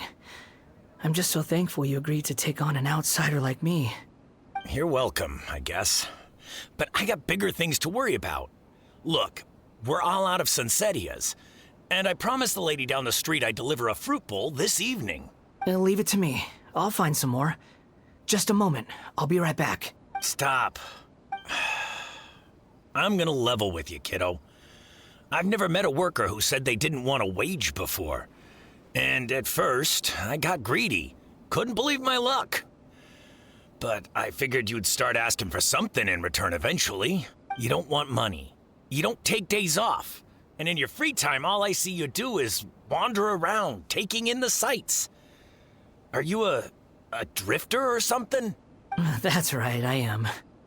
We can talk more about that later. First, let me get those fruits you needed. Sunsettias, was it? I'll be right back. Hey, what do we do now? Okay, stay out of sight. Okay, good. Now sneaking mission. When they say yes, it always gets me nervous. I'm horrible at stealth. In this game, at least. Small in other games.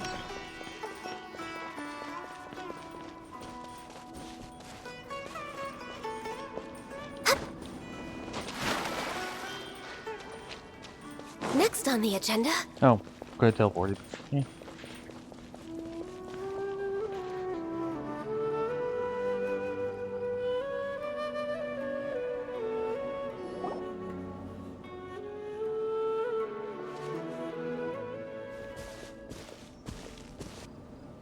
Yeah, this'll do. Even though you say he's the balladeer, what are we planning on doing? Stealing his Sunsettias? Isn't that a bit too cruel? Oh, alright. This should be enough. Guess I should wash them before I take them back. Huh? You two over there. Is there something I can help you with? Ha! He spotted us! You've been following me all the way from the city. I'd have to be blind not to notice. Have we met before? No, we haven't met. But you know me? I have no recollection. store. Sorry, but I just can't take your word for it. A puppet? What makes you think that? Huh? You were right. The look on his face. I guess you do know me after all. That is not something I share with a lot of people. Look, I'm just a wanderer. But seeing as you've gone through all this trouble to track me down, I'm sure whatever it is must be important. Okay, but please let me deliver these goods to my boss first. Are you really working for that guy? He said you don't want any more for it. Is that true? Yes, I ran into him out in the wilderness during a storm, and he let me take shelter in his cart. In return, I said I'd be his helper for a while. That's oddly nice of you. Let me take these back. Then I'll come with you, okay? Then let's return to the city.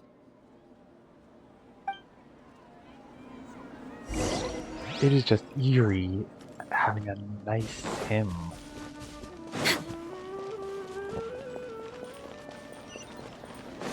If I heard some voice lines from his profile, like YouTube, can't avoid all the spoilers.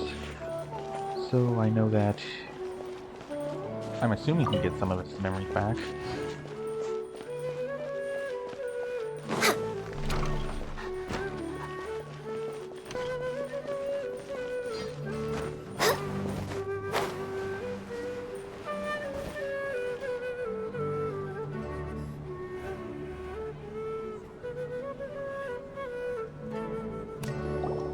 Here you go, boss.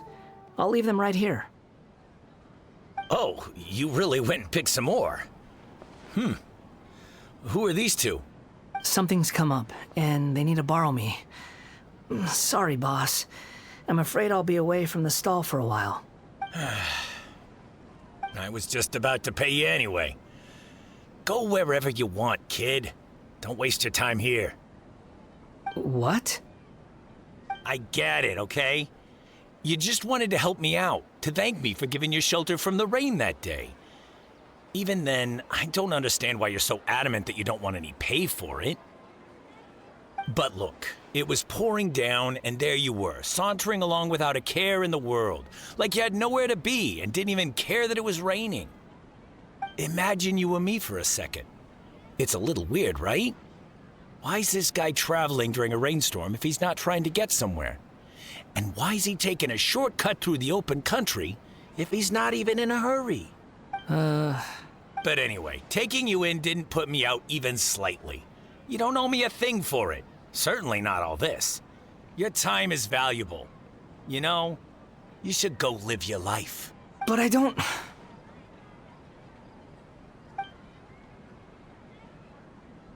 No, you're right. Then I suppose this is where we say goodbye. Thank you again for taking me into the city. Don't mention it, kiddo. I've run into all kinds of characters over the years. I just hope you find your path. Thank you. All right, done. Thanks for waiting for me. We can go now.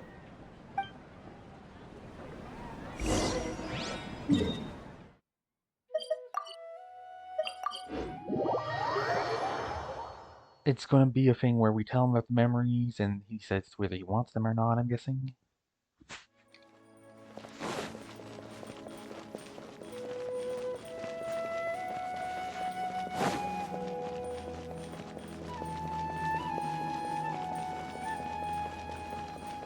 Oh, just not enough.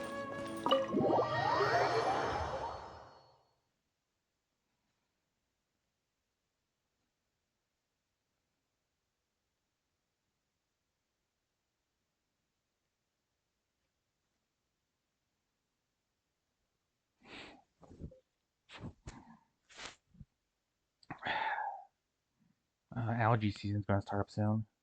Hate that. Next on the agenda...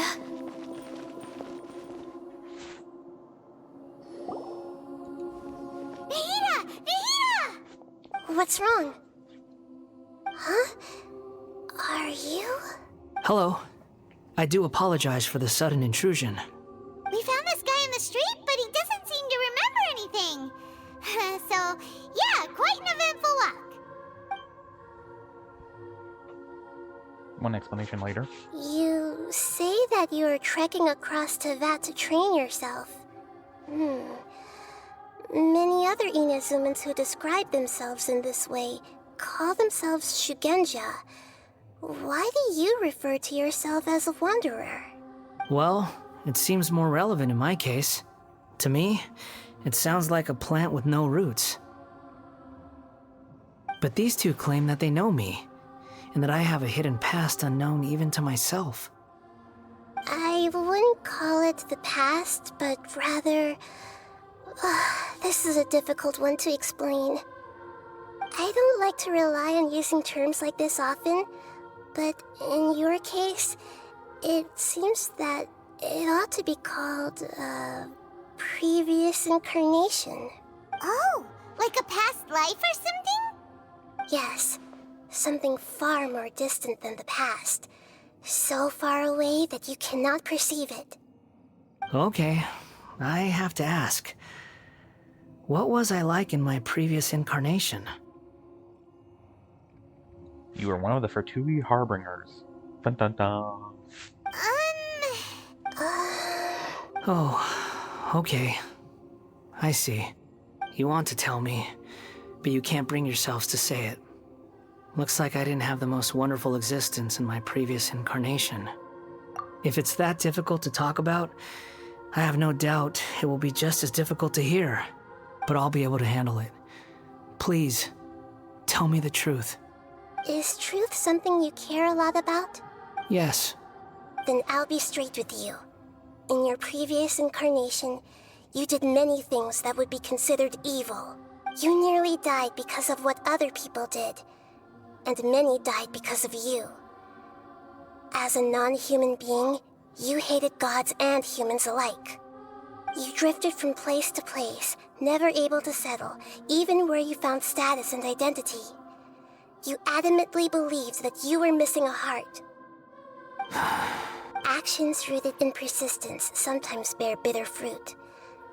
Sometimes, you have to let parts of yourself go, or you'll never be happy. One long explanation. I gave everything I had, but it barely changed history at all. In terms of the outcome alone, that's true. I don't think I can judge everything I've heard purely in terms of right and wrong. Each choice a person makes belongs to a specific place and time, a chain of cause and effect, a cycle of karma and consequence. That is the nature of truth. If one thing is right, its opposite must be wrong. And yet, dichotomies like this are not enough to explain the world in all of its complexity. It seems like my previous incarnation wasn't the most likable individual. We're not trying to hurt your feelings or anything, but yeah, we weren't your biggest fans. If we were enemies, why are you trying to help me find the truth? This is so frustrating! This guy's supposed to be our arch enemy, but now he's just some random stranger we met on the street! He's got so much to answer for, but we can't make him talk because he doesn't remember anything. What a weird situation. Lesser Lord Kusanali, as the god of wisdom, I trust that everything you told me must be true. Yes, it's all true. I can even show you the memories themselves, if you're willing. Please, I want to see them for myself. I want to experience my own transgressions. Even though it will cause your present self great mental anguish? I'm just a puppet, with no heart and no name. There is nothing in this world for me to cling to fill the void within me. Except maybe these sins that can never be undone. Very well. As you wish. The difference is so startling. Wait, shouldn't we go with him? This one's kind of on us for bringing him here. Don't worry. Whatever danger I might face, it's my burden to bear. Traveler, could I ask you to supervise him on my behalf? Good point. Given your, unique situation, we'd better keep an eye on you. Understood. Thank you. Now, prepare yourselves, everyone.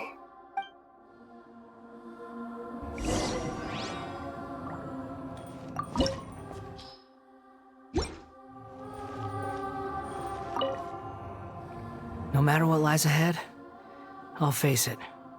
Whatever it takes. I'm just sorry that you have to join me for the whole thing. It's time to get ready. It sounds like to be a bit creepy. I'm also surprised that's an actual area.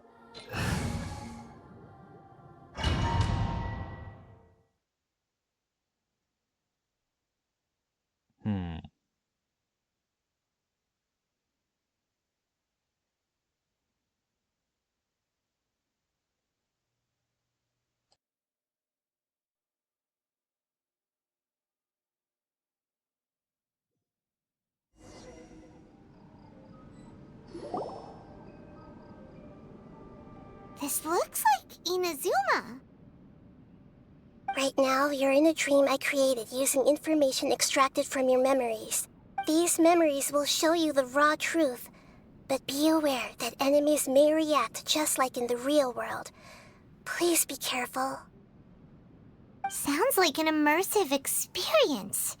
It's a good thing we came along. You don't need to do this for me. I don't deserve your protection. We never give up halfway. Well, we had to once, but that was your doing. All right. Thanks. Wanderer, this is the Shake Pavilion. In your Balladeer incarnation, this is where the Electro Archon placed you after your creation. You had a great many memories here. Is that because this is kind of like his birthplace? You could say that. I hear footsteps. This place is huge.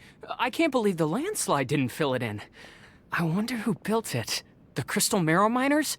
No, there's no way. Look at this exquisite construction work, and so well preserved, too. No mining crew would be capable of this.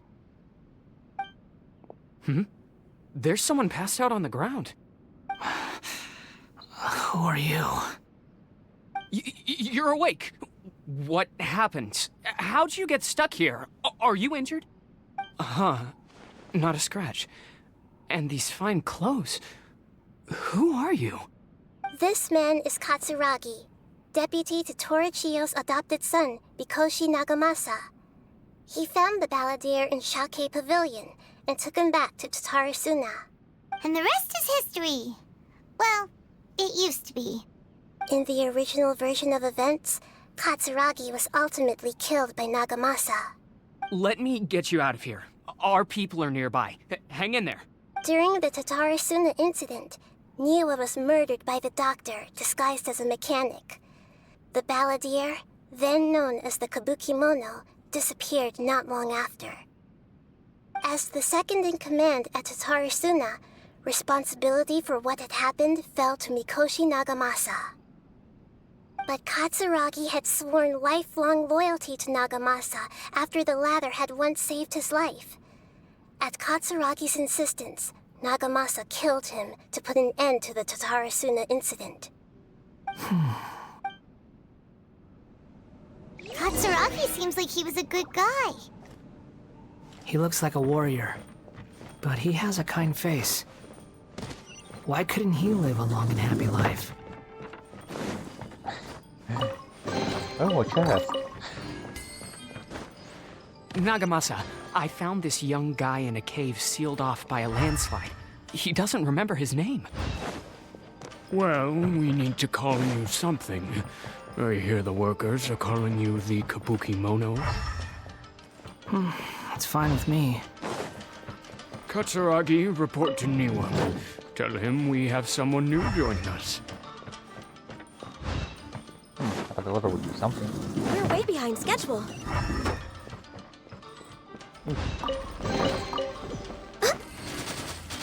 Oh, haha, missed.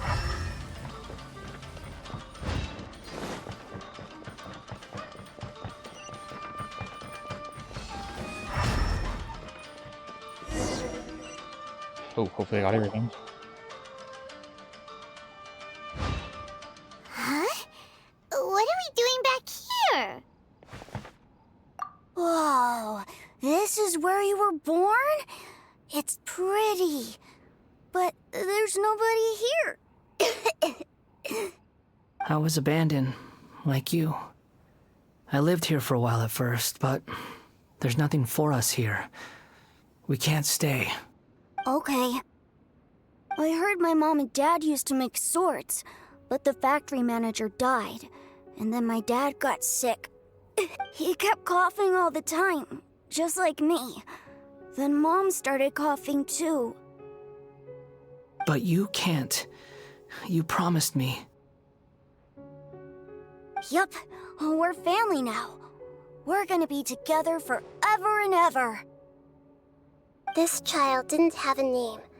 Or rather, the balladeer didn't know what to call him. His father died before he could name him. After his mother died, the child stayed in their straw hut alone. Some of the neighbors helped to raise him. After leaving Tatarasuna, the balladeer ran into this child who didn't have a name, just like him. They made a promise to live together. What happened to the child then? He died from his illness while he was still very young. The balladeer came home one day and found that he had stopped breathing. Hey! What's wrong? Say something! You promised me we could be family!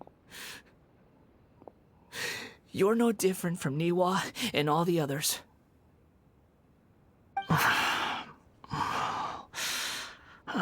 Oops, pressed too soon. The voices have gone. It looks like the memory ends here. Let's keep going.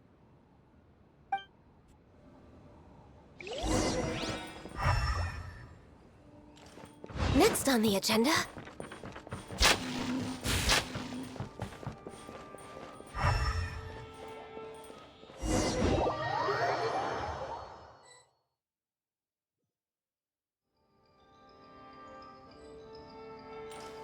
You do realize you're blocking my path. I come not to obstruct you. I've been waiting. What you are truly is a weapon. One that could be wielded with an iron will. Or you could continue to drift aimlessly. Are you trying to win me over? Long-fated rebellion has begun. Why not take your place at the banquet and join those who shall feast?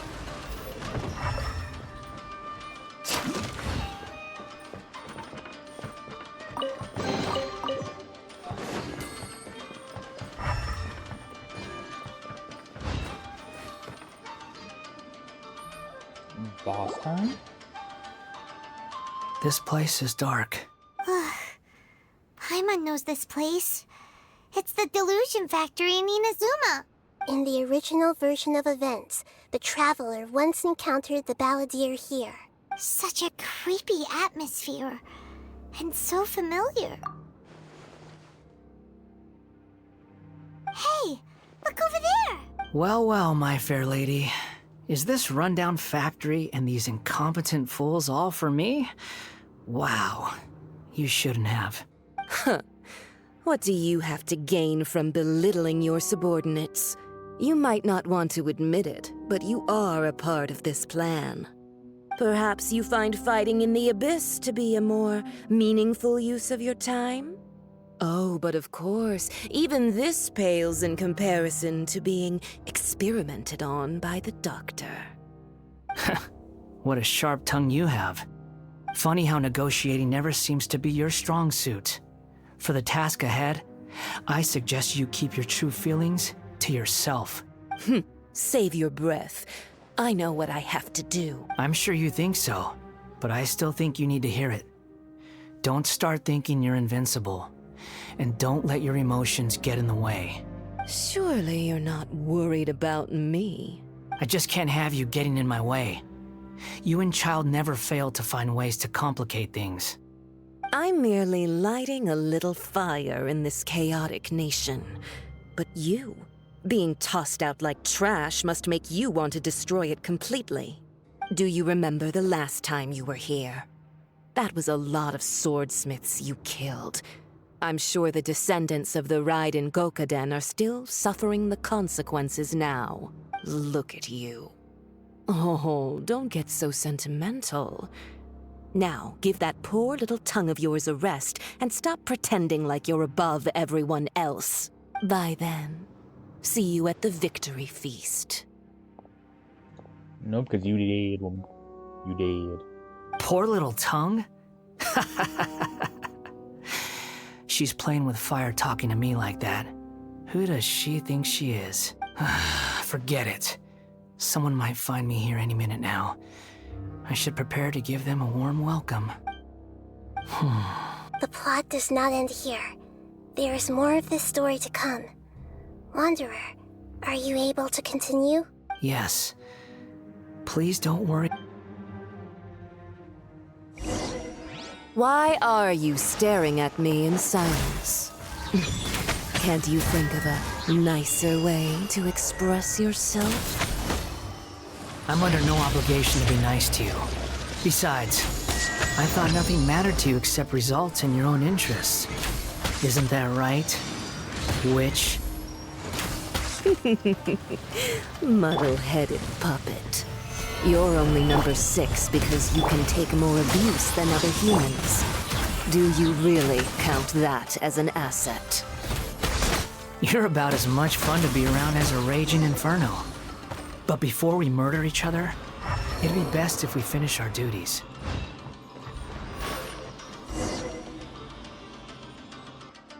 Well, that was easy.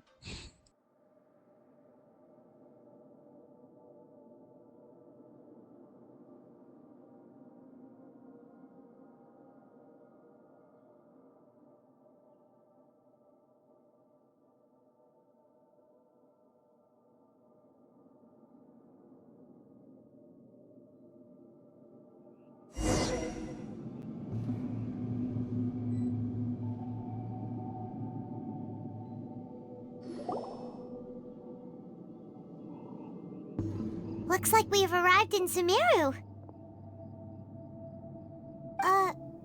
Is that? Considering that Amorta's sage, Nafis, refused to join this project, I'll take part in the experiment in his place. Welcome. I look forward to a fruitful collaboration. When do we start? You seem impatient. You should know that becoming a god is far from a trivial affair. The biological transformation is a lengthy process. As such, I too would recommend that we commence as soon as possible. In the event that a successful connection is established, his body will become permanently bound to the machine, and he will be unable to move independently of it. Nothing worse than what I've been through before then, Doctor. You were the most resilient test subject I ever came across. Thanks to you, I was able to garner a great deal of information. Alas, after that, you were under orders to remain in the abyss. We barely saw each other, and it became difficult to further refine the knowledge I had gained. That was gracefully worded. Ever wonder what they think if they knew that nothing matters to you, apart from your crazy experiments? I suggest you speak to me in a more respectful tone, Scaramouche. The mere fact of your utility does not make you indestructible. The doctor again? That was uncomfortable to watch. That person gives off a very sinister energy. It's normal for him to give you the creeps. He scares the bejeebers out of Paimon. Let's move on.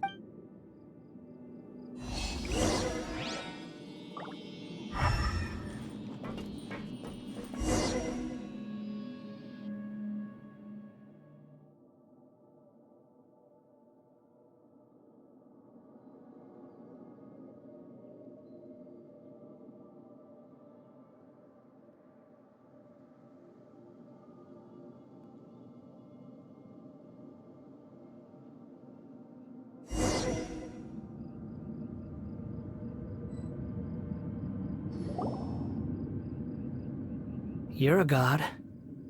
Do you think I'm evil? If you accept that he is you, just as you are you, then yes, you are evil. In your eyes, are there any differences between humans and puppets? Do you think there are any differences between your present self and your previous and future incarnations? If not, then what are the differences between humans and puppets? Whoever has tasted the joys and sorrows of life in the human realm is human. Whoever has loved and lost, cried with grief, howled with rage at the tragedy of death that eclipses the miracle of life, they are human too. I've seen enough of my past. If possible, I'd like to reclaim the sins that are mine to bear. No matter the consequences, I won't run from blame or punishment. Whatever I am due, let it come to pass. Can you return my memories to me? Huh? But won't that mean you'll lose your current identity? I've always believed that human lives follow a set of rules, with each person being a collection of past experiences. As a puppet living in a human world, my life is subject to the same rules. Regaining your memories means reverting completely to your previous incarnation. All the emotions that you discarded will return to you. Are you sure you want to do this? I've lived with the void in my chest my whole life. My creator didn't need me. And ever since I awoke, I've just drifted from one place to the next. But then I met you, and I finally realized that reclaiming my missing sins might be my one opportunity to become my true self.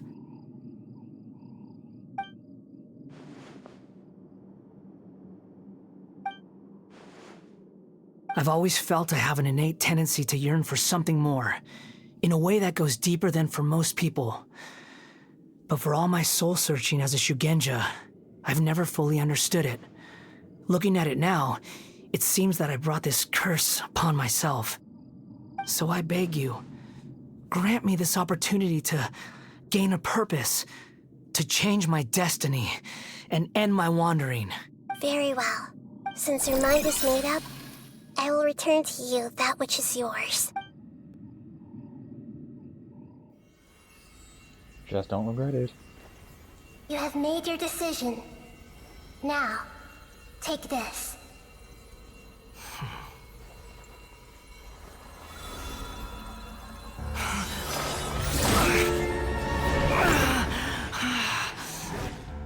Set him free.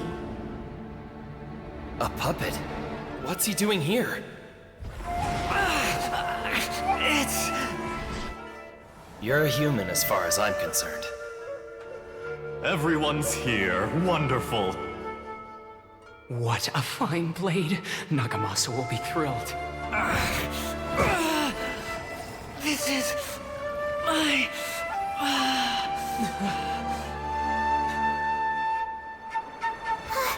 Is he alright? No way!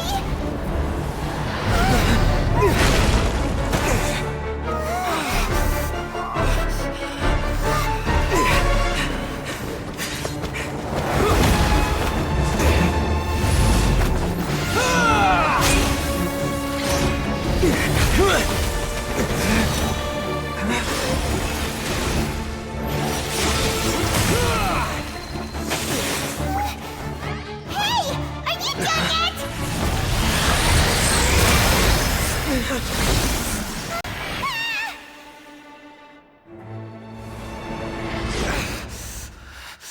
All worthless dross will be purged.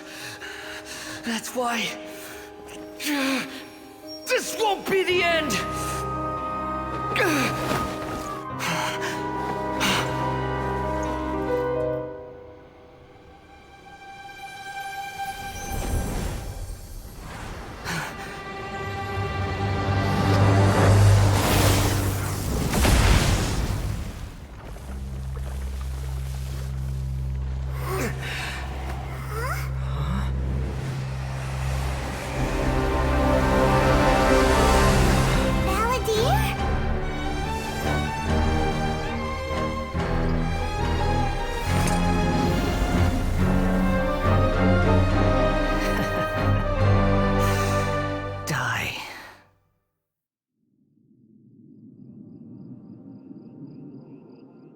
Okay, that gave me goosebumps. This is trying my patience. Have you got all your memories out there? Have you got any more stupid questions? Insignificant past!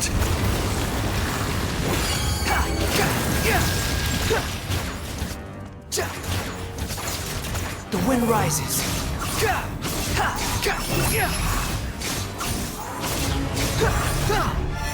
Quit following me. At my command, you shall fall. Squall and fury. That's far enough. Insignificant past! Wretched vermin. The wind rises.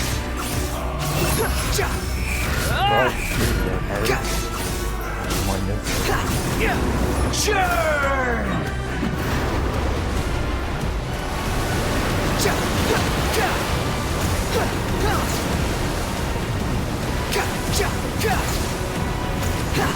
My endless cycle begins! Squall and fury.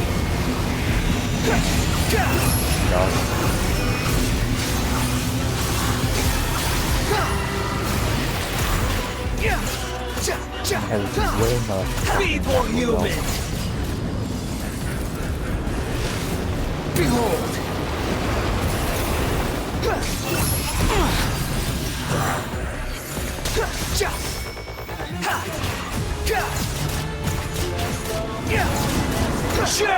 Squall and fury.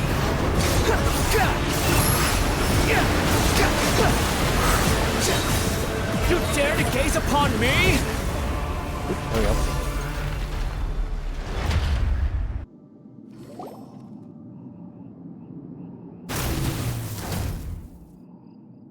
Imbecile! Get out of my sight. It disappeared. Did we win? What did you expect? I'd never lose to that. There's the tone of voice again. You're definitely back to your old self. How would Paimon know? Well, she did see his memory, so kind of. Wait, but it was you inside that thing too. What have you got to be smug about? Sorry. I'm harsh on myself and everyone else. Just the You sound like you're concerned about me. But don't worry. Thanks to you, even if I didn't change a thing, at least I now know the truth. The memory recovery seems to have been a success. This dream has served its purpose. Come on. Let's continue this outside.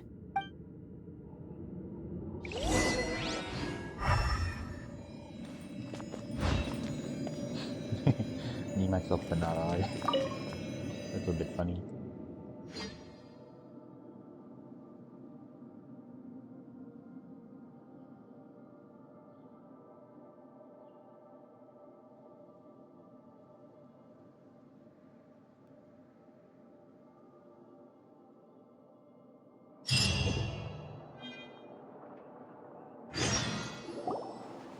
Welcome back, traveler. Paimon, Balladeer.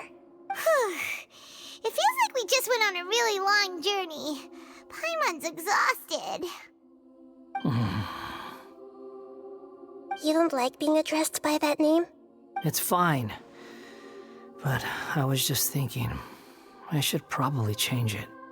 After learning about everything the doctor did, there's no way I can carry on using a name connected to him. I'm not planning on returning to the Fatui, and they wouldn't take me back anyway. Recent events will have affected a lot of people, and they might not even remember who the Sixth is. So, you're quitting the Fatui for good? It's like you said, Lesser Lord Kusanali. Everything may look futile, but it wasn't completely meaningless. At least I made a lot of people forget about me. But that doesn't mean your own past has disappeared. Of course. And your main goal, for which you gave up everything you had, you weren't able to achieve it. I hope you can see and understand that. Changing the world, changing the past, changing the fates of other people, these are not simple things to accomplish. What you were looking for is complete annihilation. But this is just a fantasy. Even if the Balladeer is removed from existence, the world will not heed your will. Indeed. How ridiculous. Do you regret doing all that when you've gotten so little in return? Even if I'm completely worthless, there's nothing in the world worth regretting. Lesser Lord Kusanali, you purposely left that information in Irminsul, didn't you? Yes, and I took pains to make sure that you'd acquire that information naturally. Why would you go to such lengths? You trying to win me over too? In all honesty, your past experiences have made you a useful asset to Sumeru and to me. Winning you over was indeed a part of my plan. But before that, I wanted to tell you the truth about your past. If all I wanted to do was use you, then I'd be no different from the doctor. Very clever. I guess you could say that's one of my virtues. Utility to others is what gives me worth. So if embracing my sins is what it takes to make me useful again, so be it. Oh right, I almost forgot. You're the good guys. You're into justice and all that. Sorry if I have a slightly different perspective on things, but I don't feel like I've been duped. The wisest leaders are fated to end up with the best helpers. I can live with that. I'm glad you're able to think of it in that way. Traveler, in the future, I'll continue to search Irminsul more deeply and see what secrets can be uncovered. Including the beginning of your twins' journey recorded in Irminsul. What exactly happened before and after that point? I want to know as well. I will try. Traveler.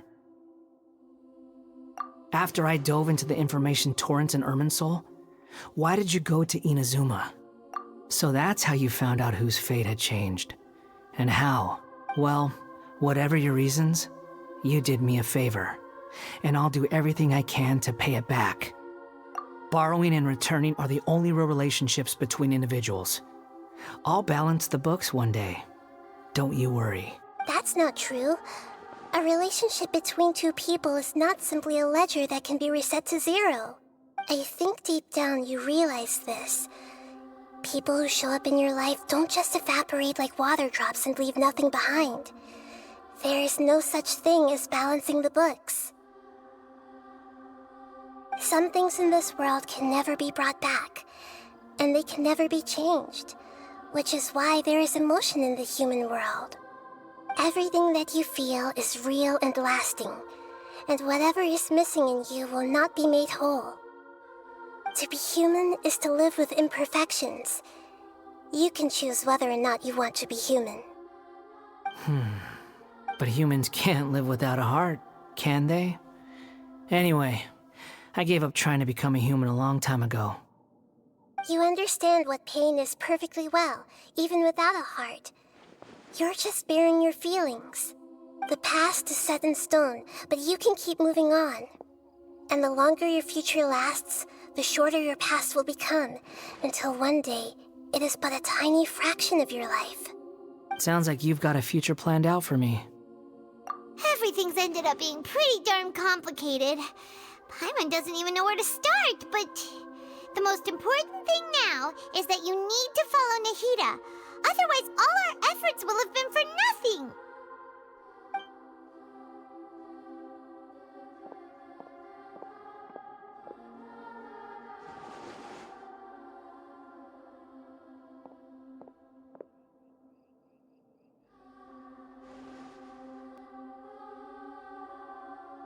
Then I guess I'll be helping you from behind the scenes from now on. I'm glad that you've accepted our proposal. Why don't you choose a new name to celebrate? Ooh! Paimon wants to pick an ugly nickname for you, too! Why? Because Paimon still doesn't like you that much. Then I hope we don't see much of each other in the future. A name is life's first gift. You didn't say it out loud, but I know that's what you're thinking. The Traveler and Paimon have helped you a lot. If you can't decide on a new name, maybe you can ask them for ideas. No! Paimon only does nicknames! If it's a serious name you're after, it's all yours.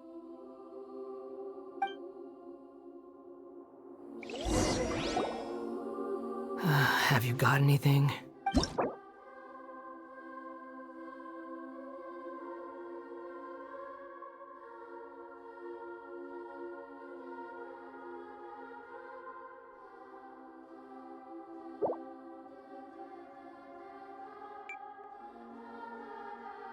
Okay, I know it's a bit probably used, but when I first heard Scaramouche, the whole Bohemian Rhapsody song. So, yeah. Galileo's in it, so why not?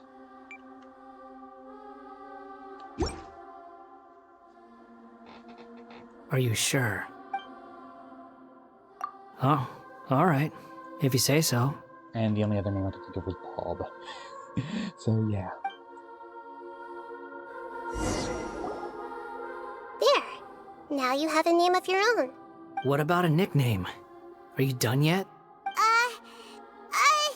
Still thinking. Stop rushing me! Take your time. I don't need to see you again until you've thought of one. Everyone who manipulated me and made me suffer will have to pay the price. You mean the Fatui?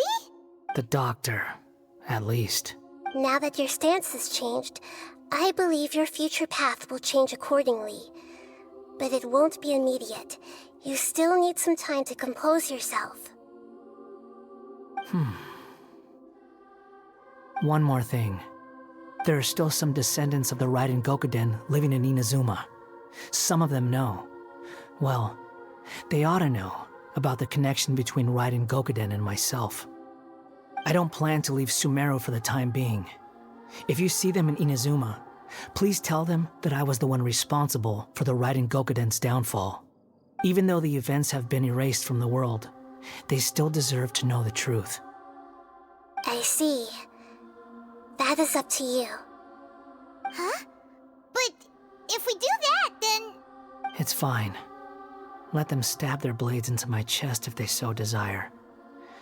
Maybe that's how it always should have been. No nonsense. I like it. All right, let's call it a day. Goodbye, wise deity. And you too. He's gone. What he went through today would have been like living an entire lifetime in an instant. He'll need some time to calm down. Yeah, true. But even so, after everything that's happened, he doesn't seem quite as fierce anymore. So we can finally go eat? Paimon is starving. Thank you both. I hope you will find somewhere nice to go and relax for a while.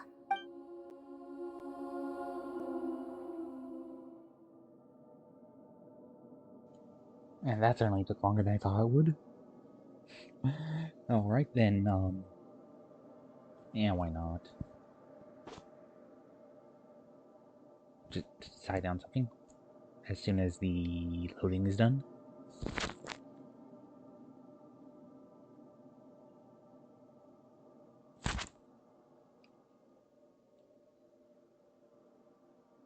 Ow. This is taking a bit longer than usual.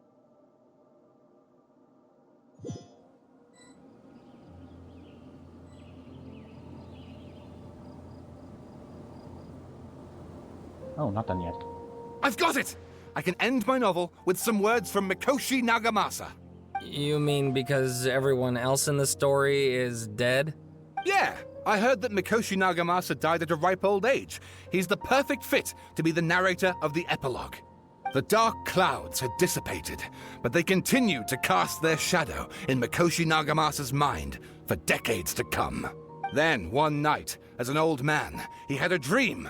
On the night when that prized blade, the Daitatara Nagamasa, was forged, the people rejoiced, and there was painting, dancing, and drinking. All these expressions of joy melted down in the furnace fire and turned into red clouds that rallied around the final sunrise that Mikoshi Nagamasa saw in his lifetime. Life is a story too long to be told, a journey that you must walk to behold.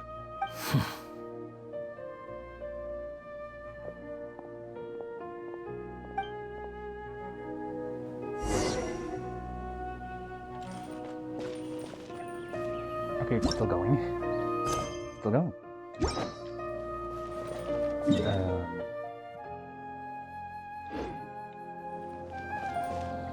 What is the fastest way? Teleport here.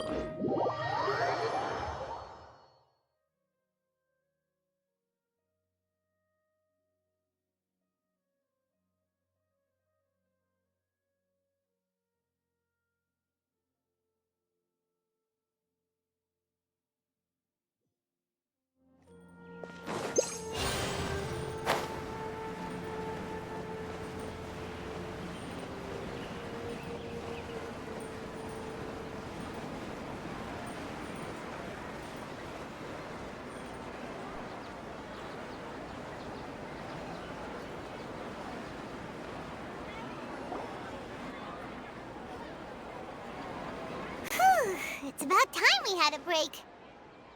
As soon as you stop, all the tiredness and hunger comes rushing back.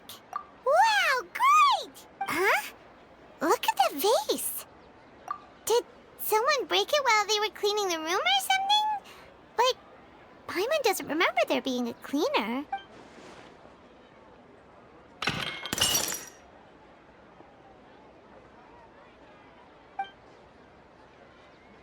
You sound lost and confused. Oh. Wait, this voice sounds vaguely familiar. I think it was like from the Wind Bloom Festival? Maybe one of those people? I know why you are troubled. Any who knew of this would find their mind overwhelmed. Huh? Is there someone here talking to us? Unfortunately, the fate of Tevat cannot easily be changed. Perhaps a god may have a slim chance, but for anyone else, who can say? When a small animal runs into a tree trunk, though the tree may sway, it is not displaced. The same is true of fate. Like a vase that falls to the ground, whether it is broken by a cat or by a bird, the result is still a broken vase, is it not? Who are you? How do you know about all this? History does not change easily, but human hearts can. Believe your own eyes. Only that which you see is true. What is unseen is but an illusion. The voice has disappeared. And who the heck was that? And what were they doing coming out of nowhere and saying all that scary stuff? Anyway, that vase is still lying there broken on the ground. Should Paimon go get someone to clean it up? It feels wrong just leaving it there. Just a moment. Paimon will be right back.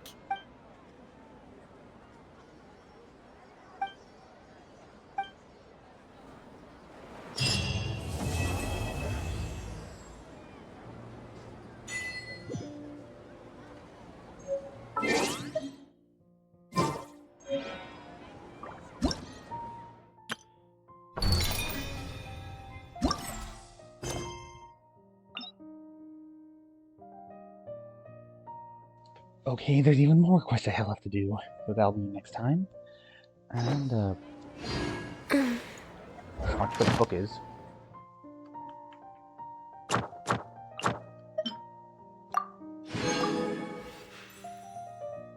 They got the wish. Go claim a few achievements.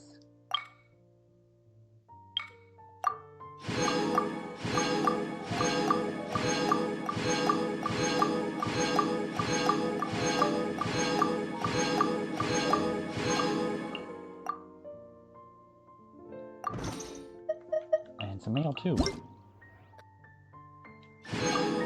Just saying that their events are gonna be ending, and one last thing before the end of this. Do one camera, why not?